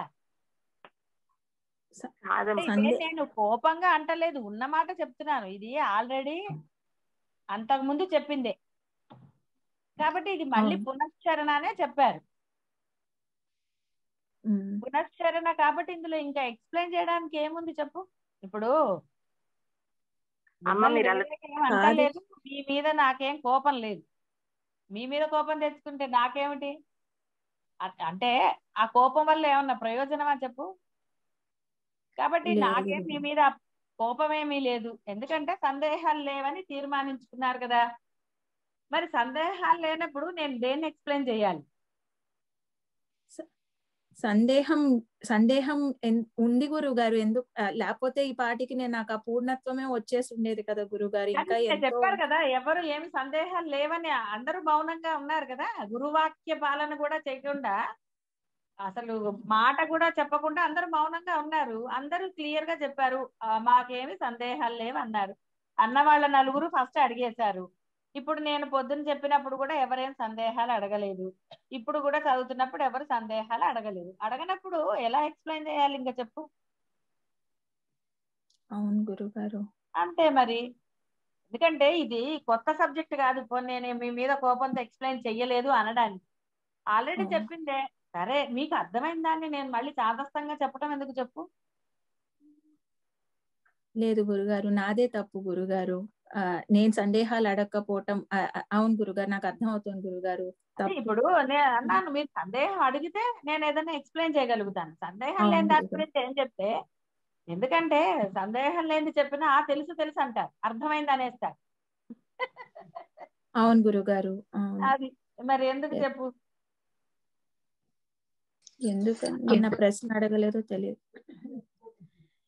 అమ్మ నమస్కారం గురుగారు అమ్మ. అడుగు సందేహాలు ఉన్నప్పుడల్లా తీర్చుకుంటాను గురుగారు, కానీ ప్లీజ్ అవునమ్మా, గురుగారు సందేహాలు కొంచెం ఉన్నప్పుడు చెప్పండి మీరు గురుగారు. అడగండి, నేను చెప్తాను. చెప్పని అనట్లేదు కదా, ఎందుకంటే ఆ పరబ్రహ్మం గురుస్థానం ఇచ్చింది మీకు అర్థమయ్యేటట్టు చెప్పడానికే. అది నా సహాయశక్తిలో నేను చేస్తున్నాను. సరే, మనకి నిన్నటిది అయిపోయింది ప్రవచనం అన్నప్పుడు ఎవరు మాట్లాడలేదు, సందేహాలు ఉన్న వాళ్ళు అడిగేశారు. మరి సందేహాలు ఉన్న వాళ్ళు అడిగేశారు, మిగతా వాళ్ళకి లేదు అన్న తర్వాత రిపిటేషన్ ని ఇంకా నేను ఏం ఎక్స్ప్లెయిన్ చేస్తాను? ఇదంతా ఆల్రెడీ చెప్పిందే కదా, మనకి స్వప్నం గురించి కావచ్చు, ఇంకో దాని గురించి కావచ్చు, ఇవన్నీ మీకు ఆల్రెడీ అక్కడ అంతా ఎక్స్ప్లెయిన్ చేసిందే. వశిష్ఠుల వారు చేశారు, నేను చేశాను, అయిపోయింది. లేదు గురుగారు, ఆచరణలో తప్పకుండా సందేహాలు ఉన్నాయి గురుగారు. లేకపోవటం లేదు. నిన్న ఎందుకో రాలేదు గురుగారు నాకు సందేహము. మీరు సందేహాలు ఉన్నప్పుడు ఆచరణలో మొన్న ఛాన్స్ ఇచ్చినప్పుడు మీరు అడిగారా? అడగలేదు ఎవరు గురుగారు. అడగలేదు. ఆచరణలో పెడుతున్నారు, ఆచరణలో సందేహాలు మీరు అడగలేదు, లేవు అని చెప్పారు కదా క్లియర్ గా ముందు. ఇప్పుడు మీరు సందేహాలు కొన్ని ఉన్నాయి గురువు గారు, అడుగుతామని అనలేదు, రాసుకోండి అని పొద్దున అరగంట టైం ఇచ్చారు. రోజు ఆ టైం అంతా ఉంది. ఎవరు లేవు అని చక్కగా స్పష్టంగా చెప్పారు కదా, మీరందరూ చిన్నపిల్లలు ఏం కాదు ఎవరు కూడా. అవును గురువు గారు. ఇంకా మరి నేనేం చేస్తాను దానికి? పొద్దున్న చెప్పిన దానికి, ఇవాళ పొద్దున చెప్పింది, పొద్దున్న చెప్పిన దానికి ఎవరేం అడగలేదు, విన్నారు. ఇప్పుడు చెప్తున్నా, అందరు వింటున్నారు. వింటున్నారు అంటే అర్థం ఏంటి? మీకు అర్థమైందనే కదా. ఇందులో ఎక్స్ప్లెయిన్ చేయడానికి ఏముంది వేరేగా? అమ్మా నేను అన్మ్యూట్ చేసి అడిగేశానమ్మా. అవునమ్మా, నువ్వు అడిగావు, నేను చెప్పా కదా వైశాలి. ఆహా కాదమ్మా, ఇప్పుడు కూడా మొదటి ప్రశ్న నాకు అసలు అర్థం కాలేదమ్మా. కాకపోతే నేను మ్యూట్ లో ఉండి అడిగేశాను, మీరు కంటిన్యూ చేస్తారని ఆగిపోయానమ్మా. నాకు మొదటి ప్రశ్న అర్థం కాలేదు. ఎవరన్నా అడిగితే చెప్పడానికి నాకేం అబ్జెక్షన్? ఎందుకంటే చెప్పేది, చెప్పించేది, చెప్పబడేది అన్ని బ్రహ్మమే. అవును, వినేది కూడా బ్రహ్మమే. అమ్మా క్షమించండి అమ్మా. అమ్మ మీరు చెప్పినప్పుడు అంతా అర్థమైనట్టు ఉంటుందమ్మా. మళ్ళీ మీరు విడమర్చి చెప్తే ఇంకా బాగా అర్థమవుతున్నట్లు ఉంటుందమ్మా. అర్థమవుతుందన్న మరి నిన్న మీరు సందేహాలు ఏమి అడగలేదు కదా, అంత ఛాన్స్ ఇచ్చినా కూడా మీరు సందేహాలు అడగకుండా ఇప్పుడు నేను ఎక్స్ప్లెయిన్ చేయలేదని చెప్పి గురువుని అంటే ఎలా కుదురుతుంది? మరి లేదు గురుగారు, గురువుని అస్సలు అనలేదు గురుగారు. నాదే తప్పు గురుగారు, నేనే సందేహాలు మరి నిన్న తీర్చుకోలే గురుగారు, నాదే తప్పు గురుగారు. క్షమించండి గురుగారు. అలా మాట వచ్చినందుకు కూడా క్షమించండి గురుగారు. ఏదైనా దానికి క్షమించండి గురుగారు. పాదాభివందనాలు గురుగారు.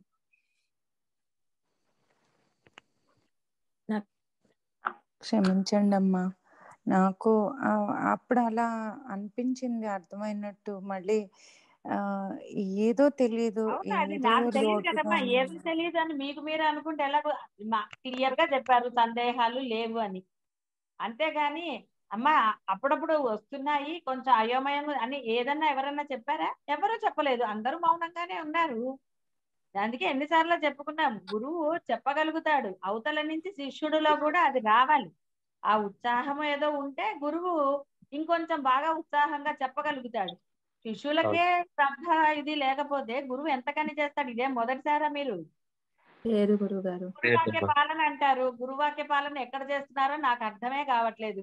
ఎన్ని చెప్పినా, ఎన్ని గురువాక్య పాలనలు ఎక్కడా జరగట్లేదు, సందేహం లేకుండా జరగట్లేదు. నిర్వాణం కూడా అయిపోయింది, ఆయన 21 రోజుల ప్రవచనం అయిపోయింది, ఇది పునశ్చరణ చేస్తున్నారు చివరి రోజు. ఆయన గురువాక్య పాలన అసలు నిజంగా ఎంతమంది చేస్తున్నారు? ఎవ్వరూ చేయటం లేదు, సందేహం లేకుండా చేయట్లేదు. ఇంకా నేను ఎక్స్ప్లెయిన్ చేసి ఏమిటి ప్రయోజనం? కాబట్టి చెప్పవలసింది చెప్పాను, మీకు అర్థమైంది, మీకు అర్థమైంది అన్నారు.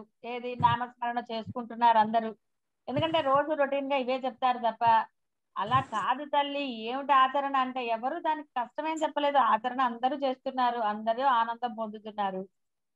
కాబట్టి ఇంకా చెప్పవలసింది ఏముంది? ఎందుకంటే మనకి ఇది వేరే ఉద్దేశంతో అంటలేదు, మీరు కూడా బాగా అర్థం కావాలి కదా. మీకు కూడా మన రుభుగీతలో చెప్పినట్టుగా గురువు శిష్యుడు వేరు కాదు, అన్ని గాడిద గుడ్డే అన్నట్టుగా అన్ని అర్థమైపోయిన తర్వాత గురువు శిష్యుడు అంటే శిష్యుడు కూడా అన్ని అర్థమైపోయింది, ఇంకా అభ్యాసం ఒకటే మిగిలింది. అభ్యాసం చేస్తాడు శిష్యుడు, ఇక గురువు పాత్ర అక్కర్లేదు కదా. ఇదేం నేను వేరే ఉద్దేశంతో అంటలేదు మీకు, ఎందుకంటే నేను ఎన్నిసార్లు చెప్పాను గురువు దగ్గర ఆగిపోకూడదు, మీరు నిరాకారానికి వెళ్ళాలని నేను మొదటి నుంచి చెప్పాను. అందువల్ల గురువు పాత్ర ఎక్కడి వరకు అక్కడ వరకే ఉండాలి. శిష్యుడు ఎప్పుడైతే ఇక నాకు అర్థమైపోయింది, నేను ఆచరణలో పెడుతున్నాను అన్న తర్వాత కూడా ఈ బ్రహ్మజ్ఞానాన్ని బోధించే గురువు కల్పించుకోకూడదు. ఎందుకంటే శిష్యుడికి ఇప్పుడు అర్థమైంది, మీకు వెక్కిరింత కాదు, ఉన్న మాట చెప్తున్నాను. మీరు అందరూ ఆచరణలో పెడుతున్నారు, మీ ఆచరణకి సమయం ఇవ్వాలి కదా. నేను కూడా మీకు సందేహాలు, ఎందుకంటే ఆచరణలో పెడుతున్నారు కాబట్టి మీకు అది బానే ఉంది. ఏవో చిన్న చిన్న వికల్పాలు వచ్చినా అవి తీసుకోగలిగే శక్తి ఇప్పుడు మీకే కలగాలి. ప్రతిసారి గురువు ఉండడనే కదా మీకు ఆ యొక్క స్ఫురణ మొన్న వాళ్ళకు వచ్చినప్పుడు మెచ్చుకున్నది ఎందుకు? ఎస్, ఆ స్ఫురణ మీలో రావాలి. నాకు బ్రహ్మం ఉన్నారు, గురువు ఉన్నారు, ఎక్కడో లేరు, నాలోనే ఉన్నారన్న ధైర్యం మీకు కలిగినప్పుడు ఆ యొక్క వికల్పం మిమ్మల్ని ఎక్కువగా బాధించదు. ఇప్పుడు ఇవన్నీ మీకు వచ్చిన తర్వాత గురువు పాత్ర నెమ్మదిగా తగ్గిపోతుంది. ఇక్కడ ఏదో గురువు మిమ్మల్ని వదిలేస్తున్నాడు అన్న భావం కాదు, శిష్యుడిలో ఆ యొక్క సెల్ఫ్ కాన్ఫిడెన్స్ పెంచుకోవాలి. అంతేగాని ఇప్పుడు చెప్పుకుంటూ పోతూ ఎక్స్ప్లెయిన్ చేస్తూ పోతుంటే ఏమిటి ఉపయోగం?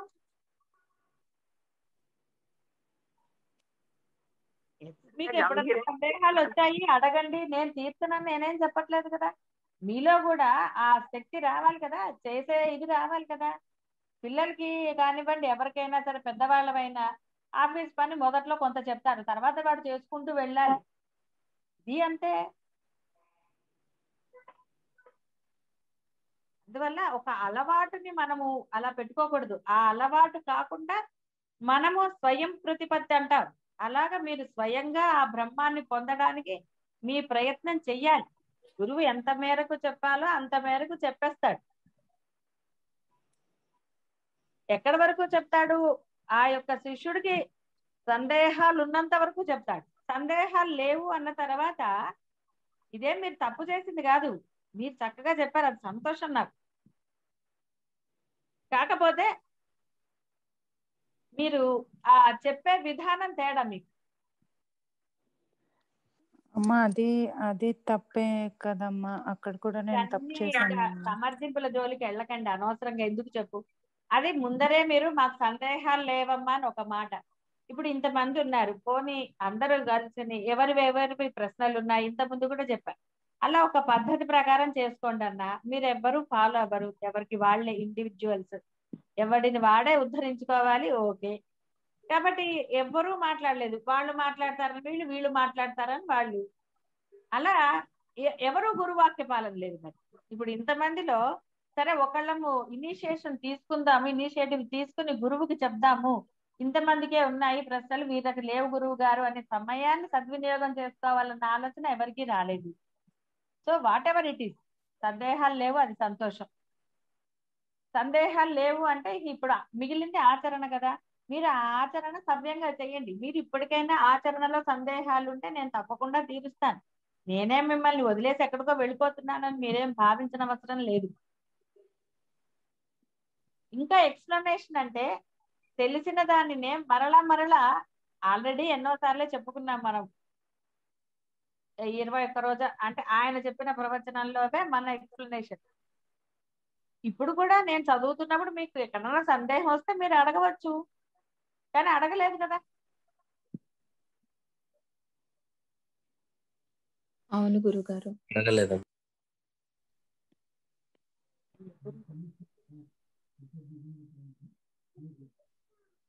అసంత గంభీరంగా వెళ్తుంటే ఉందమ్మా.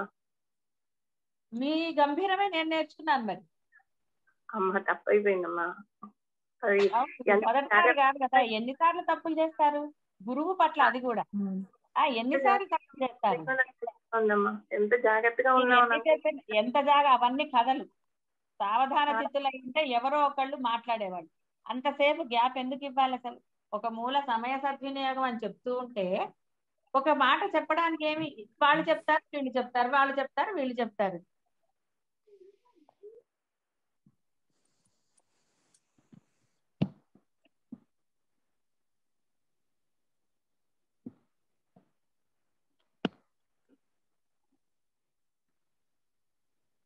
క్షమించండి అమ్మా. మళ్ళా తప్పైంది గురుగారు, చాలా మళ్ళీ ఇంకోసారి రిపీట్ చేయనమ్మా. అట్టి ఇలా చైతన్యం శిలా ఆకారము మొదలైనవిగా తాను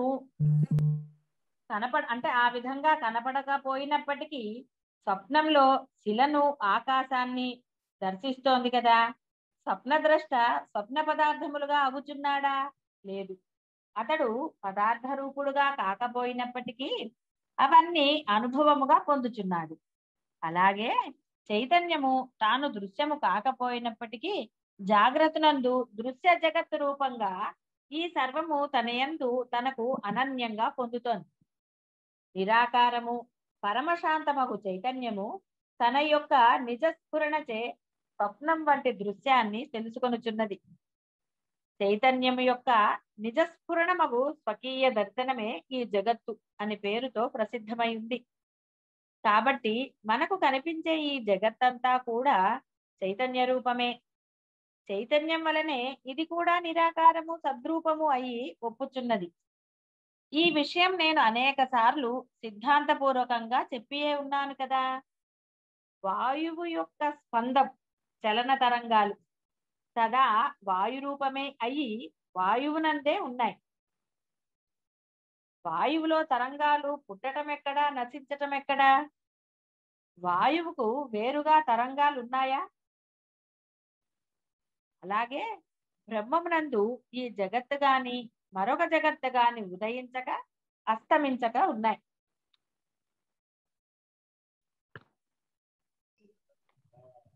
అమ్మా, అంటే మీరు చెప్పిన దాన్ని బట్టి నీటిలో పారే గుణం కానీ, గాలిలో వీచే గుణం కానీ, ఒక చెట్టులో పచ్చదనం కానీ, అగ్నిలో వేడి కానీ బ్రహ్మరూపమే. అవన్నీ రూపాలు అనేవి కనిపిస్తాయి కానీ అన్నిట్లోనూ వాటి యొక్క లక్షణం బ్రహ్మమే అంటారమ్మా, అంతేనా?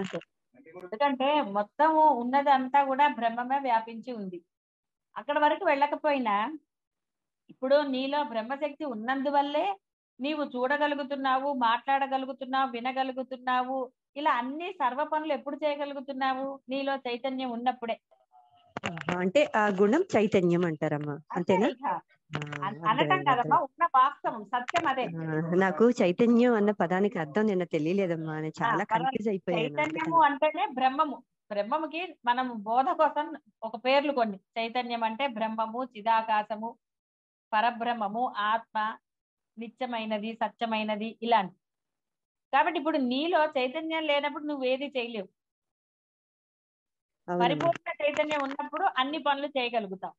ఆ పూర్ణత్వంలో లోపం ఏర్పడినప్పుడు కొన్ని చేయగలుగుతాం, కొన్ని చేయలేము. అవునమ్మా, అంటే కదలిక మనలో ఏదైనా సరే నువ్వు ఉన్నావు అనడానికి నిదర్శనము నేను ఉన్నాను అని నువ్వు ఎప్పుడు చెప్పగలుగుతావు? లోపల చైతన్యం ఉన్నప్పుడే. అంటే మామూలుగా మా భాషలో ప్రాణం అంటారు, అంతేనా? ఎవరి భాష అయినా ప్రాణమే అది. కానీ ఆ ప్రాణము అనేది అజ్ఞానంతో చెప్పిన మాట. అంతే కదమ్మా, నాకు రాదు కదా. ఏం పర్వాలేదమ్మా, ఎందుకు? ఉన్నది బ్రహ్మమే. అది ప్రాణము అన్నా బ్రహ్మమే. ప్రాణశక్తి అంటాం కదా. అవునమ్మా, అదే. మరి శక్తి ఏమిటి? ఆ శక్తే బ్రహ్మం. అట్లా అందుకని ఇక్కడ ప్రతిదీ ఈ వస్తువులో ఒక రాయి పగులుతోంది అన్నా కూడా అందులో ఆ శక్తి ఉండబట్టే అది పగులుతుంది. గాలిలో ఆ యొక్క బ్రహ్మం ఉండబట్టే, అంటే గాలి కూడా బ్రహ్మమే కాబట్టి అది ఒకసారి ప్రచండంగా, ఒకసారి నెమ్మదిగా ఆ యొక్క బ్రహ్మనీతి ప్రకారం జరుగుతుంది. అది వికల్పం అంటారు, అంతేనమ్మా? వికల్పం అనడానికి లేదమ్మా. ఏదైనా ఆ నియతి ప్రకారంగా ఎలాగా ఆయన చెప్తే అలా జరుగుతాయి, అంతే. అలా కదమ్మా, నా ఉద్దేశం ఏంటంటే ఒక రాయి పగలటం కానీ, ఒక నది ఎండిపోవటం కానీ వికల్పంగా తీసుకోవడానికి లేదు. అవి సహజ పరిణామాలు దానికి, అంతే.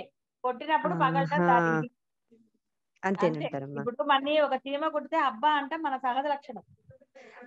అంటే ప్రకృతి వైపరీత్యంగా జరిగితే అమ్మా అప్పుడు దాని ఏమంటాం? ప్రకృతి వైపరీత్యాలు అన్ని కూడా అజ్ఞానంతో చెప్పినవే.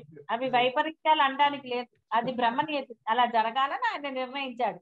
మనం వైపరీత్యం అనడానికి లేదు. అవన్నీ అజ్ఞానం మాటలు. అంతా బ్రహ్మమే అయినప్పుడు విపరీతానికి అర్థం ఎక్కడుంది? అందుకనే నువ్వు బ్రహ్మమైనప్పుడు నీలో వికల్పాలు జరగవు. వికల్పాలు లేనప్పుడు విపరీతం అని అనొచ్చా? అది అనడానికి లేదు. అవునమ్మా అంజలి నువ్వు బ్రహ్మం అయిన వర్తమానంలో తర్వాత ఉన్నావు. రంగం. అంటే వర్తమానంలో ఉన్నవాడికి భూత భవిష్యత్తు లేదు అన్నప్పుడు విపరీతానికి స్థానం ఏది అసలు? ఎప్పుడైనా విపరీతమైన కోపం, విపరీతమైన ఇంకోటి ఏవైనా ఎప్పుడు వస్తాయి? భూత భవిష్యత్తులు కలిపినప్పుడు వస్తాయి. వర్తమానంలో అవునమ్మా ఉన్నవాడికి ఏముంటుంది? యాజ్ ఇట్ ఈస్ గా మనం యాక్సెప్ట్ చేయాలి అంతే. అంటే ఏదొచ్చినా అంతే, అన్ని బ్రహ్మమే. కాబట్టి నేనెవరిని మధ్యలో అసలు ఫీల్ అవ్వడానికి కానీ దేనికైనా సరే. కాబట్టి అసలు వికల్పాలే లేనప్పుడు వైపరీత్యం అనడానికి ఛాన్స్ లేదు కదా. అర్థమైందమ్మా. అంటే ఇప్పుడు సహజ పరిణామం, పుట్టి కొంచెం పెరుగుతూ పెరుగుతూ మళ్ళీ తగ్గటం అనేది ఆ బ్రహ్మ నియతి పెట్టాడు అంతే. అవును నిజమే కదమ్మా, అర్థమైందమ్మా. ఇక దానికి ఒక మనం వయసు వచ్చాక ఆగిపోతాం అంతే. అది ఆయన ఇష్టం అంతే. అది ఎప్పుడు ఎవరికి ఎక్స్పైరీ డేట్లు ఇలాంటివన్నీ ఆయన ఇష్టం. అలాగే ప్రకృతిలో మన అజ్ఞానంతో వైపరీత్యాలు అంటున్నాం. ఏ వైపరీత్యమైనా అసలు అక్కడ ఏమీ లేదు, ఉన్నది బ్రహ్మమే. మనకి బ్రహ్మ తెలియదు కాబట్టి ఎంత ప్రకృతి వైపరీత్యమైనా రక్షించబడేవాడు రక్షించబడుతూనే ఉన్నాడు. ఏది ఎలా అంతే జరుగుతున్నాయి కదా. అవునమ్మా అవును నిజమేనమ్మా. అందుకని బ్రహ్మమును గుర్తించిన వాడు అది ప్రకృతి వైపరీత్యం అని భయపడడు, వ్యధ చెందడు. అలాగే మనం బ్రహ్మము ఉన్నది బ్రహ్మమే, బంధాలు గాని ఏవైనా కూడా అనుకున్నప్పుడు మనకి వికల్పం కలగదు, బాధ కలగదు. వాడు అలా చేశాడు, వీడు ఇలా చేశాడు, నేను మంచి చేశా, వాడు చెడ్డ చేశాడు, ఇలాంటివన్నీ ఉంటాయా? లోభమోహాలు రాగద్వేషాలు ఉంటాయా? ఉండవమ్మా, నెమ్మది నెమ్మదిగా అన్ని పోతాయి. అన్ని పోతాయి అంతే. అది ఇక్కడ వేరే అంటూ ఏం లేవు, వికల్పాలు లేవు, వైపరీత్యాలు ఏమీ లేవు. ఆయన అది పెట్టాడు, నువ్వు ఇల్లు కట్టుకోవాలి కాబట్టి ఓ రాయి దేనికో పనికి రావాలి కాబట్టి దానికి పగిలే గుణం పెట్టాడు. అలాని మనం ఒక దెబ్బగానే శిలప ఎగురుతుందా? దానికి కొంత ఎక్కువ కష్టపడాలి. అలా ఒక్కొక్క దానికి ఒక్కొక్క గుణాలు పెట్టేశాడు ఆయన. ఎందుకు పెట్టాడు అన్నదానికి అసలు సమాధానమే లేదు. నన్ను ఎందుకు పుట్టించావు అన్నదానికి సమాధానం లేదు. వాడిని ఎందుకు పుట్టించావు అనడానికి కూడా సమాధానం. ఆయన ఇష్టం అంతే, అది కారణం లేదు. మనం 100 కారణాలు చెప్తాం, 1,00,000 చెప్పచ్చు, కానీ ఆయన దేనికి కారణం చెప్పడు. ఆయన అంతే. ఏదైనా బ్రహ్మంలో నుంచే వచ్చి బ్రహ్మంలోనే వెళ్ళిపోతుంది. బ్రహ్మంలోంచి అనడానికి లేదు, ఏదైనా బ్రహ్మమే. నువ్వు ఉన్నదే బ్రహ్మము లోపల సృష్టి అంతా జరిగింది. కానీ బ్రహ్మంలోంచి మళ్ళీ విడిగా రాలా, నువ్వు నీవే బ్రహ్మము. నీకు ఒక రక్షణ కవచంగా ఒక బ్రహ్మాండం, ఇప్పుడు ఒక భూమిని రౌండ్ గా చూపించాడు. ఆ రౌండ్ ఆ హిరణ్య గర్భుడు అంటాం మనం. అంటే ఆయన గర్భం అని. మామూలుగా పిల్లలు గర్భంలో కదా క్షేమంగా కొంచెం పుట్టి పెరిగి తర్వాత బయటకు వస్తారు. అలాగా ఆ యొక్క బ్రహ్మము యొక్క ఆ బ్రహ్మాండము అంటేనే అది బ్రహ్మము యొక్క అండము అంటే ఈ గర్భం అని. అందులో ఉన్నాం, కానీ మనం విడిగా లేము, బ్రహ్మములే అయి ఉన్నాం. మనము బ్రహ్మములే అయి ఉన్నాం, కానీ మనం తెలుసుకోలేదు అంతే. అజ్ఞానం వల్ల నేను వేరు అన్నాం. ఇప్పుడు మనకి తెలిసింది నేను వేరు కాదురా, నేను బ్రహ్మమునే.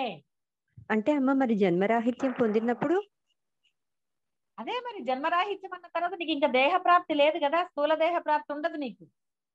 బ్రహ్మంలో బ్రహ్మం అలానే ఉంటుంది. ఇప్పుడు వశిష్ఠుల వారు బ్రహ్మమయ్యాక కూడా ఉండి ఇప్పుడు ఈయన చెప్పలేదు. అవునమ్మా. రమణ మహర్షి బ్రహ్మమయ్యాక ఉన్నాడా లేదా? ఉన్నారమ్మా. అంటే లోక కళ్యాణం కోసం అలా కొన్ని జరుగుతూ ఉంటాయి. వశిష్ఠుల వారిని శివుడు అదే అంటాడు, ఇంకా చాలు నువ్వు చేసింది, ఇహ లోక కళ్యాణం కోసం ఈ బ్రహ్మతత్వాన్ని నలుగురికి నువ్వు ఇది చెయ్యాలి, ఇహ పద అంటాడనమాట. ఆయన వైకుంఠ కైలాసం దగ్గర ఆయన ఇచ్చేసుకుని పూజ చేస్తూ ఉంటాడు. శివుడు పూజ చేస్తూ ఉంటే ఇహ చాలు నువ్వు చేసింది, ఇహ లోక కళ్యాణం కోసం నువ్వు ఈ బ్రహ్మ జ్ఞానాన్ని అందరికీ పంచాలి అని అంటాడు. అలాగే మనకి ఎంతో మంది ఉన్నారు బ్రహ్మలు. ఈ రోజు ఒక వశిష్ఠుల వారు మనకు కనపడతారన్నా, ఒక భరద్వాజుడు గాని అగస్త్యుల వారు కనపడుతున్నారు అంటే వాళ్ళు బ్రహ్మములే వాళ్ళు. కానీ లోక కళ్యాణం కోసం వాళ్ళు ఒక తేజో రూపాలుగా మనకి కనిపించి మనకి ఎంతో సహాయం చేస్తూ ఉంటారు, మనం వాళ్ళని కనుక ఆహ్వానించినప్పుడు. అప్పుడు నీలో కొంత ఈ బాహ్యం అనేది పోయినప్పుడు వాళ్ళ తేజో రూపాలు నువ్వు చూడగలుగుతావు, వాళ్ళ యొక్క ఆగమనాన్ని గుర్తించగలుగుతావు. అర్థమైందమ్మా. ఓకే, అర్థమైందమ్మా. శ్రీ గురుభ్యో నమః. అమ్మ, ఒక సందేహం నాకు పిల్లలతో మాట్లాడుతున్నప్పుడు వాళ్ళు అడిగిన ప్రశ్నలో నాకు సందేహం వచ్చింది తల్లి. అంటే ఉమ్, ఇప్పుడు ఒక సింహం కానీ ఒక క్రూర మృగం కానీ ఆ గుణం ఇచ్చింది దాంట్లో ఉన్నది ఆ బ్రహ్మమే. అయితే సందేహమే అఖిల్ అడిగాడమ్మా, మరి దాన్ని నువ్వెందుకు అయిష్టంగా అలాగా అది అందరినీ చంపేస్తుంది, అది బ్యాడ్ యానిమల్ అట్లా ఎట్లా అంటాం అని, మరి దాంట్లో ఉన్నది కూడా దేవుడే కదా. అది అది అదే అట్లానే ఒక బ్యాడ్ పర్సన్ లో కూడా మరి ఎవ్రీబడి ఇస్ గాడ్ అన్నప్పుడు దాంట్లో ఉన్న ఆ బ్యాడ్ పర్సన్ లో ఉన్నది కూడా మరి దేవుడే కదా. అంటే దాని అది ఎట్లా, నాకు కొంచెం సందేహం వచ్చిందమ్మా. అంటే దాన్ని ఎట్లా చెప్పాలి అన్నది. ఉన్నాడా అఖిల్ ఉన్నాడా అక్కడ? లేదమ్మా, క్లాస్ లో ఉన్నాడు. మీతో మాట్లాడిన తర్వాత రాత్రి పూట మేము శ్లోకాలు చదువుకొని అలాగే కబుర్లు ఇలా పొద్దున నీకు సత్సంగంలో ఏమైందమ్మా అని అడిగితే చెప్తూ సరే ఉంటానమ్మా ఊరికే. వినండి, ఇక్కడ ఆ, వినండి, క్రూరము అంటూ విడిగా ఏమీ లేవు, అవి అజ్ఞానంతో మనం ఏర్పరిచినవి. అందుకని ఒక ఉమ్, ఆశ్రమంలో ఉన్నప్పుడు రమణాశ్రమంలో కూడా పాములు అన్ని వచ్చేవి, ఏవి ఎవరికి హాని చేయలా. మనం ఆ, చదువుకున్న అంత ముందు ఉన్న వాటిలో ఆశ్రమాల్లో కూడా పులులు సింహాలు ఎప్పుడు ఎవరికి హాని చేయలే, అడవుల్లోనే ఉండేవి ఆశ్రమాలు. అయితే ఆ, నీ దృష్టిని బట్టి, ఎప్పుడైతే నీ దృష్టి బ్రహ్మం ఆ, అయిపోతుందో అందులో ఉన్న బ్రహ్మం నీకు హాని చెయ్యడు. ఎప్పుడైతే నీ దృష్టి అమ్మో ఇది పులి, దీని గుణం ఇది అని నువ్వు చదువుకున్న ఈ అజ్ఞానంలోది నువ్వు దాన్ని అమ్మా, చూసేసరికి నీకు తెలియకుండా నీలో ఆ భయం కలుగుతుంది. ఆ భయం అమ్మా, దానిలోంచి ఇది బయటకు వస్తుంది అంతే తప్ప అది చెడ్డది అని ఎక్కడా చెప్పబడలేదు. ఎక్కడా కూడా పులి చెడ్డది అని ఇది చెయ్యరు. ఇది అలాగే మనుషుల్లో కూడా మంచి చెడ్డ అంటే, ఉమ్, చెడ్డవాడిలో మంచి గుణాలు లేవా? ఉన్నాయి. కానీ ఉమ్, ఏమైంది, వాడికి మంచి లక్షణాల కన్నా వాడి చెడు లక్షణాలు బయటకు ఎక్కువ కనపడుతున్నాయి కాబట్టి వాడిని చెడ్డవాడు అన్నారు. ఎందువల్ల? వాడి వల్ల ఆ యొక్క గుణాల వల్ల కొంతమంది ఇబ్బందులు పడ్డారు, ఏదో ఉమ్, నష్టపోయారు, అందువల్ల అన్నారు. ఉమ్, అందులో ఉమ్, ఉండడానికి గాడు ఉన్నాడు, కానీ ఉమ్, చెడ్డ పనులు చేసేవాడు ఆ గాడుని గుర్తించకుండా వాడి ఉమ్, యొక్క స్వభావం అనండి, లేకపోతే పరిస్థితి ఏదన్నా కానివ్వండి ఉమ్. చేస్తారు. ఇప్పుడు మీరు కోపడినప్పుడు, పెద్దలు కోపడినప్పుడు పిల్లలందరూ తల్లి తండ్రి చెడ్డవాళ్ళనే అంటారు వాడికి అవునమ్మా, తెలిసే వరకు. అవును. అది ఎందుకు? వాళ్ళని దండించకపోతే వాడు సరైన మార్గంలో ఉండడు కాబట్టి తల్లి తండ్రి అని. కానీ పిల్లవాడికి ఆ వయసుకి వాడికి అది అర్థం కాదు కాబట్టి మా అమ్మ చెడ్డది అంటాడు, అది మా నాన్న చెడ్డవాడు ఎప్పుడు చూసినా తిడతాడు, ఇది అంటారు వాడు ఆ వయసుకి. ఉమ్, అంత ఉమ్, మాత్రం చేస్తే మనం ఏమన్నా వాళ్ళని తిట్టుకుంటామా? ఎవరికి తెలీదు? అందరికి తెలుసు పిల్లలు ఉమ్, మన తిట్టుకుంటారని. ఎవరి తల్లిదండ్రులు అవును, అందరికీ తెలుసు. ఎందుకంటే అవునమ్మా, వాళ్ళ వయసు అలాంటిది. మనం కూడా ఆ వయసు దాటొచ్చాము, ఇవన్నీ ఒట్టిగా చెప్పుకున్నా అది వాడికి ఉమ్, ఆ సమయంలో అలా అనిపిస్తుంది. ఉమ్, కానీ నిజంగా చెడ్డ కాదు కదా ఉమ్, అది. అందుకని వాళ్ళకి అది చెప్పాలి, ఒరే చెడ్డతనం అనేది విడిగా ఉమ్, కాదు, ఆ చెడ్డతనం ఉమ్, వల్ల ఎవరో నష్టపోయినప్పుడు అప్పుడు వాడు అంటాడు, ఒరే వాడు ఇలా చేశాడురా అందుకని వాడు చెడ్డవాడు అంటే దీని వల్ల వాడు చెడ్డవాడు, కానీ వాడేం ఉమ్. చెడ్డవాడు కాదురా నిజానికి. అది వాళ్ళకి అర్థం అవ్వాలి అంటే కొంత వాళ్ళకి ఈ బ్రహ్మజ్ఞానం అంత చిన్న వయసులో రాదు కదా, పెద్దవాళ్ళుగా అదే మనం అదే, explain అవును, చెయ్యాలి. అవునమ్మా, అట్లా కాదు అదే. నాన్న, వాళ్ళకి చెప్పేవాళ్ళు లేరు, ఒరే ఇది చెడ్డదిరా అని చెప్పాలి. చెప్పినా ఉమ్, వినకపోతే వాడికి దూరంగా ఉండాలి. కొంతమంది పిల్లలు చెప్తే అర్థం చేసుకుంటారు, నాన్న ఇలా చేయకూడదు, పక్క వాళ్ళని ఉమ్, తిట్టకూడదు, పక్క వాళ్ళ పెన్సిల్ అవి ఎత్తుకు రాకూడదు చెప్పకూడదు, ఇలా మంచి ఉమ్, లక్షణాలు తల్లిదండ్రి కానీ పెద్దవాళ్ళు కానీ ఎవరైనా చెప్పినప్పుడు వాళ్ళకి చిన్నప్పటి ఉమ్, నుంచి చెప్తే వాళ్ళు అలాగే పెరుగుతారు. పోనీ తెలియక చేశారే అనుకుందాం, కావాలనో ఏదో ఒకటి చేసినప్పుడు ఉమ్, తల్లి వెంటనే తండ్రో పెద్దవాళ్ళు వాడికి ఉమ్, కొంచెం కోపంగా ఇది నువ్వు ఉమ్, చేసింది తప్పు అని వాడిని కనుక ఉమ్, అదమాయిస్తే, అంటే ఆ ఉమ్, చెప్పే విధానంగా చెప్పాలి, నువ్వు ఉమ్, చేసింది తప్పు. ఇప్పుడు పక్కింటికి వెళ్ళి అల్లరి చేయటము, ఇంకోళ్ళ ఇంటికి లేకపోతే ఏదో వస్తువు పాడు చేయటము, ఇది ఉమ్, చేసినప్పుడు ఆ తల్లిదండ్రి వాళ్ళని కోపడకపోతే వాళ్ళకి ఏమవుతుంది, అది అలవాటు అయిపోతుంది. కానీ మళ్ళీ తల్లిదండ్రులు ఏమనుకుంటారు, మేము చెప్పినా వాళ్ళు వింటలేదంట, నువ్వు చెప్పవలసిన ఉమ్, రీతిగా చెప్పలేదు. వాడు ఒకసారి చేశాడు ఉమ్, మంచిగా చెప్పాడు, రెండోసారి అప్పుడు 2 దెబ్బలు ఎందుకు వేయలేదు? నీ పిల్లలను వేయలేదు అంతే కదా. ఉమ్, కానీ అప్పుడు మరి సామవేద దాన దండోపాయాలు ఉన్నాయి కదా, నువ్వు అప్పుడే దండించుంటే వాడు ఇంకోసారి సాహసిస్తాడా చేయడానికి? అయ్యో అమ్మ కొడుతుందన్న భయం వాడుకుంటుంది, ఉమ్, ఎందుకు అది తప్పు అని వాడికి తెలుస్తున్నప్పుడు. కానీ మనం ప్రతిసారి వాడిని ఒట్టిగా చెప్పినా వినటం లేదు, చెప్పినా వినటం లేదు, మనం తమో గుణమో ఇంకో గుణాన్నో ఏదో ఒకటి అనుకోండి. తల్లిదండ్రి ఉమ్, కనుక సరి అయిన సమయంలో వాళ్ళకి సరి అయిన మాటలు చెప్పకపోతే పిల్లలు ఎలా బాగుపడతారు? ఉమ్, కానీ వాళ్ళు ఇంకో పిల్లలు ఏమంటారు, అది చెడ్డ అంటారు. ఉమ్. ఇప్పుడు పెద్దవాళ్ళు అయ్యారు, మంచి చెడు తెలీదా? ఇప్పుడు అందరికీ తెలుసు, మంచి ఏంటో తెలుసు, చెడు ఏంటో తెలుసు, ఏది మనం ఆశ్రయించాలి ఏది అన్ని తెలుసు. కానీ అయినా సరే అందరూ అలా ఉంటున్నారా? అంటే అది ఏది ఆశ్రయించాలో అది ఆశ్రయించకుండా అన్యము ఎవడైతే ఆశ్రయిస్తాడో వాడు చెడ్డ, అంతే. అవి మనం కల్పించుకున్నది. జ్ఞాని అజ్ఞానిలాగా. జ్ఞానికి ఏమిటి, ఏది సత్యము ఏది అసత్యం తెలుసు కాబట్టి వాడిని జ్ఞాని అన్నారు, ఎందుకంటే వాడు సత్యమైన వస్తువుల్లోనే ఉంటాడు కాబట్టి. అజ్ఞాని అంటే ఏమిటి, వాడు అసత్యమైన దాన్నే నిజం అంటాడు. ఇదంతే. మంచి చెడు అంటే కూడా అదే కదా. ఒరే అది మంచిది కాదురా, ఒకళ్ళని మనం దూషించటం కానీ, ఒకరి యందు ద్వేషం కలిగి ఉండటం కానీ, ఒకరిని బాధ పెట్టడం కానీ, ఇలాంటివి మనకి పిల్లలకి మనం చెప్తూనే ఉండాలి. ఇప్పుడు అక్క చెల్లెలు కొట్టుకున్నప్పుడు కూడా మనం కొన్ని చెప్పము. మనం ఏం చేస్తాము, చిన్నపిల్లలు కొట్టినప్పుడు చిన్నపిల్లే కదా అని పెద్దవాళ్ళని తిడతాం. తినడానికి అది అలవాటైపోయి అది ఎందుకుంటుంది, ఇవాళ అక్కను కొడుతుంది, రేపొద్దున పక్క వాళ్ళని కొడుతుంది. కొట్టినప్పుడే నువ్వు ఎందుకు చేసావా పని అని పిల్లల్ని కోపడితే అది కొట్టడానికి సాహసిస్తాడు రెండోసారి. అది ఇవి మనం ఏం చేస్తామంటే, పెద్దదాన్ని నీకు బుద్ధి ఉండక్కర్లేదని పెద్దవాళ్ళని తిట్టేస్తాం. సరే కొడితే కొట్టిందిలే చెల్లలే కదా అనేస్తాం. పెద్దదానికి కూడా అప్పుడు వస్తుంది, ఓహో చెల్లెలు కొడితే ఊరుతుంది కాబట్టి నేను ఈసారి 2 పీకుతా అంటుంది. మనమే ప్రోత్సహించినట్టు అవుతుంది. ఇవన్నీ ఇలా ఉంటాయమ్మా. అందుకని పిల్లలు అది అడిగినప్పుడు అది మనం సరే చెప్పలేకపోయారు పర్వాలేదు, ఇప్పుడు చెప్పండి, అది క్రూరము అంటూ ఏది లేదు అసలు. అంటే నా ఆలోచనే తప్పు ఏమో అమ్మా. అంటే నేను ముందు వాడికి ఇష్టమైన యానిమల్స్ అన్ని కొంచెం క్రూర మృగాల్లాగా ఉంటే ఏంటి వీడికి ఇలాంటి భావన ఎందుకు వస్తోంది, అలా క్రూర జంతువులు ఎలా నచ్చుతాయి నీకు అని అట్లా ఆలోచించేదాన్ని.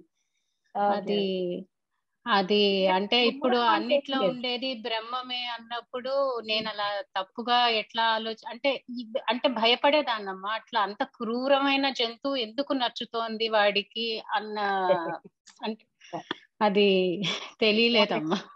పర్వాలేదు, తెలియనప్పుడు మనకి దానిదేముంది దోషము. ఇప్పుడు దాన్ని సవరించుకుందాం, ఏం పోయింది, ఏం పర్వాలేదు. అలానే గురుగారు చెప్పండి. మీరు అనుమతిస్తే 2 పదాలు చెప్తాను తల్లి. చెప్పండి. ఇప్పుడే మీరు అన్నారు గురువు గారు ఒక స్టేజ్ వరకే ఫాలో అయ్యి తర్వాత మీ అంతట మీరు చేసుకునే ధైర్యం రావాలని అన్నారు తల్లి. అవును, పరబ్రహ్మ మార్గంలో ఉన్నాం మీ దయతో, కానీ ఆ స్థాయికి పెరగలేదు. ప్రస్తుతం సమస్య లేకపోయినా సమస్యలు వస్తూనే ఉంటాయి తల్లి. సమస్యలు రాకపోవటం అంటూ లేవు తల్లి. సమస్యలు లేదంటే రాకపోవటం అని కదా. అది ఇంత మటుకు ఏమిటాయంటే గురువు గారు ఉన్నారు, మనకేది ఉన్నా గురువు గారు చూస్తారనే పెద్ద అభయస్తం ఉండేది తల్లి. ఇప్పుడు ఎప్పుడైతే తల్లి అట్లా కాదు, నేను అన్నది అట్లా కాదు తల్లి. ఇప్పుడు మీరేమంటున్నారు, మీరు స్వయం ప్రవృత్తితో మీరు తీసుకోవాలంటున్నారు తల్లి. ఇంకా ఆ స్టేజ్కి రాలేదు తల్లి. అంత మటుకు మీ రక్షణ అవసరం. రక్షణ ఎప్పుడు ఉంటుందండి. అందుకనే గురువు ఎక్కడో లేడు, మీ మనసుల్లోనే ఉన్నాడు. మీరు స్వయం అంటున్నారు చూసారా, స్వయం అంటే ఏమిటి, బ్రహ్మమే కదా తల్లి కదా. సెల్ఫ్ అంటే బ్రహ్మమే కాబట్టి ఇక్కడ కనపడని బ్రహ్మము, కనపడే గురువు, ఈ రెండే సెల్ఫ్ అంటే తల్లి కదా. ఇప్పుడు అంటే మిమ్మల్ని గురువు గారు అన్యదా భావించొద్దు. ఇంత మటుకు రోజు చూసి నమస్కరించుకుంటున్నాం కాబట్టి ఆ సూక్ష్మ రూపంలో చూడటానికి ఇంకా టైం పడుతుంది తల్లి. మీరు అన్యదా భావించకపోతే కొంచెం గ్యాప్ ఇచ్చేస్తే మీకు సూక్ష్మం వచ్చేస్తుంది. అమ్మా గ్యాప్ అంతా వద్దమ్మా, అలా భరించడం చాలా కష్టం, వద్దమ్మా తల్లి. మీరు ఎప్పుడైతే ఆ మాట అన్నారో గురువు గారి వాక్య ధిక్కారణ కాదు తల్లి. ఆ సమయానికి ఏమీ లేకపోయేటప్పటికి అట్ట అనేటప్పటికంతే తప్ప గురువు గారు మాకు ఎల్లవేళలా ఆ సహాయ సహకారాలు, ఆ కరుణ ఉండాల్సిందే తల్లి. అందులో ఎప్పుడు మీకు తెలుసు ఎప్పుడు తల్లి, మీకు తెలుసు మేము ఏ స్టేజ్ వరకు ఉన్నామో. అందుకే ఇక్కడ ఇప్పుడు ఈ స్టేజ్ లో మీరు కూడా కొంత ఈ యొక్క తల్లి ఆ ధైర్యాన్ని, ఇప్పుడు మీరు కొన్ని ప్రాబ్లమ్స్ వచ్చినప్పుడు నన్ను అడిగారు, చెప్పాను, దాన్ని పరిష్కరించుకుంటూ వస్తున్నారు కదా. తల్లి ఈసారి అట్లా మనం తల్లి ప్రతిసారి మనము, ఎందుకంటే సూక్ష్మం బోధపడింది ఇప్పుడు, సమస్య పరిష్కారానికి మనకు తల్లి కావాల్సిన సూక్ష్మం మనకు అర్థమైంది కదా. ప్రతి తల్లి సమస్యకి సూక్ష్మం ఒకటే. కాబట్టి తల్లి మీరు కొంత మీ నుంచి ప్రయత్నం చేశారనుకోండి ఆ స్ఫురణ తల్లి శక్తితోటి. కాబట్టి ఈ సెల్ఫ్ తల్లి చెప్పాను కదా, కనబడే గురువు కనబడని బ్రహ్మము రెండు సెల్ఫే, ఎక్కడో లేదు. తల్లి మీకు సర్వ వేళల సర్వ అవస్థల యందు అర్ధరాత్ర తల్లి పగల అన్ని ఏమీ డౌట్ అక్కర్లా. గురువు తల్లి అనేవాడు మీ లోపలే ఉండి మిమ్మల్ని అనుక్షణం కాపాడతాడు. తల్లి మీకు ఆ సహాయ సహకారాలు అవసరం వచ్చినప్పుడు తల్లి అర్ధరాత్రి అయినా సరే గురువు మీకు ఫోన్ చేసి మీకు ధైర్యం చెప్తాడు, ఏం చెయ్యాలో కూడా నిర్దేశిస్తాడు. అవి పాదాభివందనాలమ్మ జరుగుతాయి. అవి తల్లి దాంట్లో ఏమీ సందేహం లేదు. కాబట్టి తల్లి ఇక్కడ ఇది అన్యథాగా వేరేగా తీసుకోవాల్సిన అవసరం లేదు. తల్లి మీలో ఆ ధైర్యం పెరగాలి కదండి. ఇప్పుడు నేను ఉన్నాను, అందులో సందేహం లేదు. ఇప్పటి వరకు ఉంది కదా, ఎప్పుడు ఉంటుంది. గురువు తల్లి అనేవాడు స్థూల దేహం ఉన్న శిష్యుడు ఉన్నంత వరకు ఉంటుంది, స్థూల దేహం ఉన్న తల్లి గురువు ఉన్నంత వరకు ఉంటుంది. అందులో తల్లి ఏం సందేహమే లేదు. కానీ ఆ స్థూలాన్నే మనము అంటే ప్రతి అమ్మో ఎలాగా అని వెళ్ళకూడదు. తల్లి ఎందుకంటే అమ్మో ఎలాగా అనేది దేహము. దేహ తల్లి మరి మీరు బ్రహ్మములు అవ్వాలి అంటే ఇప్పుడు గురువు గారు ఇప్పుడు 21 రోజులు చెప్పి వశిష్ఠుల వారు ఆపేస్తున్నారు, ఒక్కసారి తల్లి పునశ్చరణగా చేస్తున్నారు కదా. తల్లి తల్లి అలాగే మీరందరూ కూడా అది తల్లి బ్రహ్మం కల్పిస్తాడు. ఎలా అయితేనేమిటి, నా అంతటి నేను అనలేను కాబట్టి కొంచెం ఒకసారి ఒక కోపం తెప్పించాడు, అంతకంటే ఏం లేదు. తల్లి తల్లి మీ కరుణ ఎప్పుడు కావాలి తల్లి. అది ఎప్పుడు ఉంటుందండి, మీరు నిద్రలో కూడా ఉంటుంది, ఏమి సందేహం లేదు. అది ఒక ఒక్క తడ తల్లి ఆ, ఇవాళ ఆ, మీరు మాట అనేటప్పటికి నీళ్లు కారినట్టు అయిపోయింది. అయ్యో గురువు అయ్యయ్యో. గారిని అంత తప్పు చేసావా నేను. అదేంటంటే ఇప్పుడు ఆ స్తబ్దత కానివ్వండి, లేదంటే ఇప్పుడు అంత గురువు ఇది మన సరే రమణ మహర్షి పక్కన పెట్టిన రామచంద్రుల వారు అయినా కూడా గురువుకి తల్లి ఎంతటి ప్రాముఖ్యతనిచ్చారు ఆయన. తల్లి మరి ఇప్పుడు మీరు అంత పొందుతూ ఒక సమాధానం చెప్పండి అని గురువు ఎదురుకుండా ఉన్నట్టే కదా. ఇప్పుడు జూమ్ అంటే తల్లి సమాధానం చెప్పండి అంటే వాళ్ళు తల్లి ఎవరన్నా చెప్తారేమో అని, ప్రతి వాళ్ళు చెప్తారు అంటే గురువు తల్లి ఎవరికి, పక్క వాళ్ళకా మీకా? ఎవరికి వాళ్ళకే గురువు కదా. తల్లి అవునమ్మా. మరి అప్పుడు ఎవరు ఆ- ఎందుకు మాట్లాడలేదు? ఇప్పుడు దీనికి అది ఏదన్నా సమర్థింపే చెప్తారు. ఎందుకంటే అసలు మనం ముందు మానేయవలసిందే సమర్థింపు. గురువు దగ్గర కూడా గురువు అడిగిన దానికి కూడా సమర్థింపులతో సమాధానం చెప్తే తల్లి మరి గురువు యొక్క బోధకి ప్రయోజనం ఏమిటి?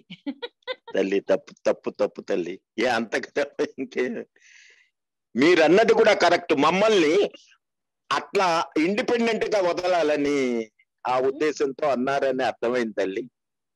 స్వయం శక్తితో ఉపయోగించ ఒకటి, మీరు దోషం చెయ్యలేదని నేను అన్నను, మీరు చేసింది దోషమే నిస్సందేహంగా.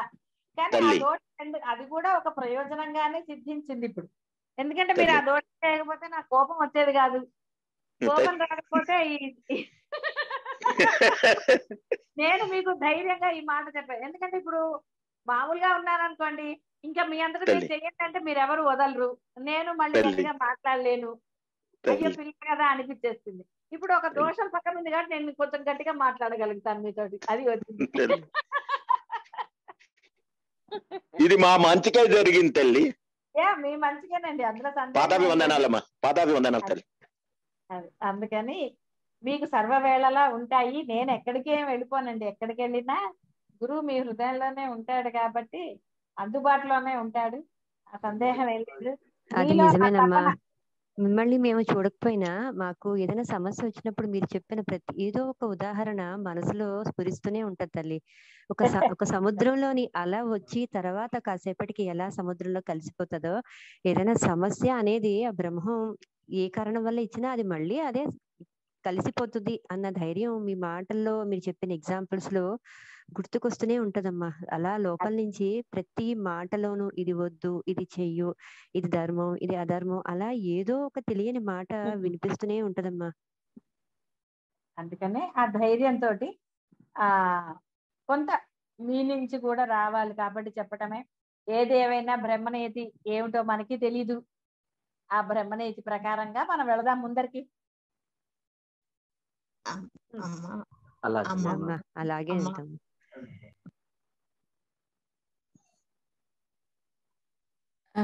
నమస్కారం గురువుగారు. గురుగారు, ఇప్పుడు దోషం చేశాం గురుగారు, ఇంకొక అవకాశం ఇస్తారా గురుగారు? మేము ప్రశ్నలన్నీ రాసుకుని మళ్ళీ అడుగుతాం గురుగారు. ఆచరణలో ఏం సందేహాలు ఉన్నాయి అని చెప్పి ఇంకొక అవకాశం ఇస్తారా? చెప్పాను కదా, మీరు ఎప్పుడైనా అడగచ్చు నన్ను, అందులో ఏమి ఇది లేదు. ఇక్కడ దోషము మీరు సందేహాలు అడగలేదని చెప్పట్లేదు నేను. మీ దోషం ఏంటి సమాధానం మీరు ఆ గ్యాప్ ఇవ్వటం అనేది దోషం. మీరు అడగకపోవటం అని చెప్పట్లేదు నేను. అడగకుండా సందేహ రహితులు ఇవ్వటం పరమ సంతోషం నాకు. ఎందుకంటే ఎప్పుడైతే సందేహ రహితులు అయ్యారో అభ్యాసం పరిపూర్ణంగా చేస్తారు, అప్పుడు పరిపూర్ణమైన బ్రహ్మం లభిస్తుంది. అందులో కాదు నేను చెప్పింది. ఆ యొక్క సమయాన్ని మీరు మాట్లాడకుండా ఊరుకున్నారు, అది ఎంత కాదన్నా గురుధిక్కారమే కదా. ఒక మూల గురువు సమాధానం, అది దోషం అని చెప్పారు. అంతే తప్ప మీరు అడగకపోవటము అనేది కానే కాదు. మీకు సందేహాలు లేకుండా ఉండటం నాకు చాలా సంతోషమైన విషయం. సందేహాలు లేనప్పుడే కదమ్మా పూర్ణ బ్రహ్మత్వం సిద్ధిస్తుంది. అవును గురుగారు. అందుకని అది సందేహాలు ఇందాక కూడా చెప్పాను కదా, మీరు ఎప్పుడైనా సందేహాలు అడగచ్చు, నేను ఎప్పుడైనా తీరుస్తాను. దానికి ఏమి ఇది లేదు. దోషము సమాధానం చెప్పబోవటం వల్ల, అంటే గురుగారు అడిగినప్పుడు సైలెన్స్ తో ఉండటం అనేది దోషం అని అర్థమైంది గురుగారు. దోషాన్ని ఎలా నివృత్తి చేసుకోవాలి? అట్లీస్ట్ సమయాన్ని వృధా చేసామని గురువుగారు అంటున్నారు. క్షమించండి గురుగారు, మళ్ళీ అలా చేయకుండా చూసుకుంటాను గురుగారు. పాదాభివందనాలు గురుగారు. నీ ఒక్కదాని రెస్పాన్సిబిలిటీ కాదమ్మా, ఎవరికి వాళ్ళు తీసుకోవాల్సిన రెస్పాన్సిబిలిటీ. ప్రతి వాళ్ళకి ఎవరికి వాళ్ళు ఎవరో ఒకళ్ళు సమాధానం చెప్పాలి. అంతమంది ఉన్నప్పుడు గురువాక్య పాలనలు ఎన్ని చేస్తున్నారో ఎవరికి వాళ్ళు ఆలోచించండి. ఎన్ని చెప్పారు గురువు గారు, మీరు ఎన్ని పాటిస్తున్నారు ఒక్కసారి ఆలోచించుకోండి ఎవరికి వాళ్ళు. అది కనుక తెలిస్తే చాలా సంతోషం. ఆచరణనే కాకుండా గురువు ఏవేవి ఆచరణలో పెట్టమన్నాడు, ఏది ఎందుకు క్రియేట్ చేశారు, ఏమిటి అనేది ఒకసారి ఆలోచించుకోండి ఎవరికి వాళ్ళు. ఓకే, అయిపోయిందా? పాదాభివందనాలు గురువు గారు.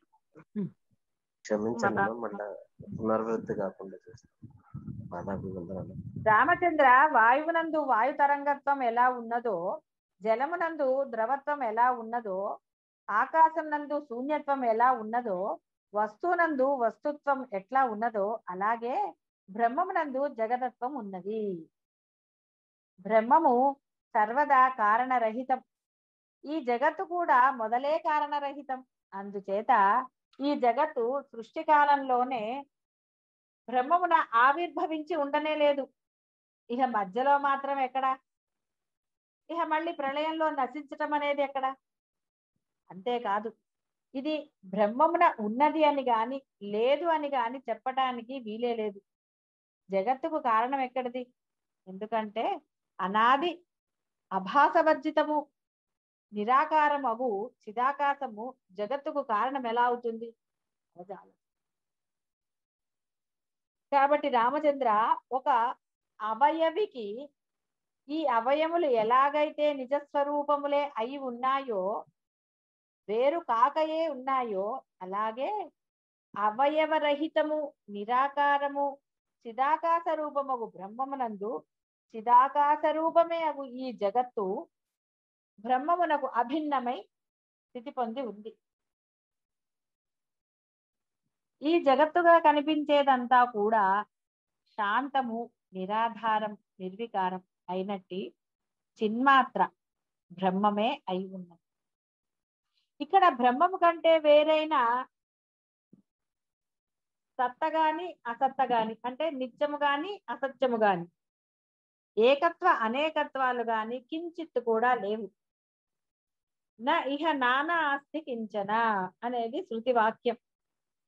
సంకల్పాలలోని దృశ్యంలాగా, స్వప్నంలోని నగరంలాగా ఈ జగత్తంతా కూడా సమం, శాంతం, జన్మరహితం, అవ్యయం, సర్వవ్యాపకం అగు చిదాకాశమే. చిదాకాశంగానే చిదాకాశమునందు స్థితి కలిగి ఉన్నది. రామచంద్ర, స్వచ్ఛం, ప్రకాశ రూపం, సారభూతమైనట్టి చిదాకాశ స్వరూపం తన యొక్క చిత్ స్వభావం వలన భ్రాంతిచే జగత్తుగా స్ఫురిస్తోంది. అట్లు తన కల్పాంతం వరకు స్వకల్పితమగు తన రూపమునే తన జగత్తుగా తెలుసుకొనుచున్నది. కాబట్టి ఉన్నది బ్రహ్మమే, అన్ని బ్రహ్మములే. బ్రహ్మము లేకుండా ఏదీ లేదు. ఆచరణ అనేది ఇప్పుడు అత్యంత ఆవశ్యకం. ఆ ఆచరణ పెట్టి అందరూ కూడా ఆ బ్రహ్మ జ్ఞానత్వాన్ని పొందండి. శుభం భూయాత్. స్వస్తి. అలాగే తల్లి, ఆచరణ పెడతాం. పాదాభివందనాలమ్మా. పాదాభివందనాలు.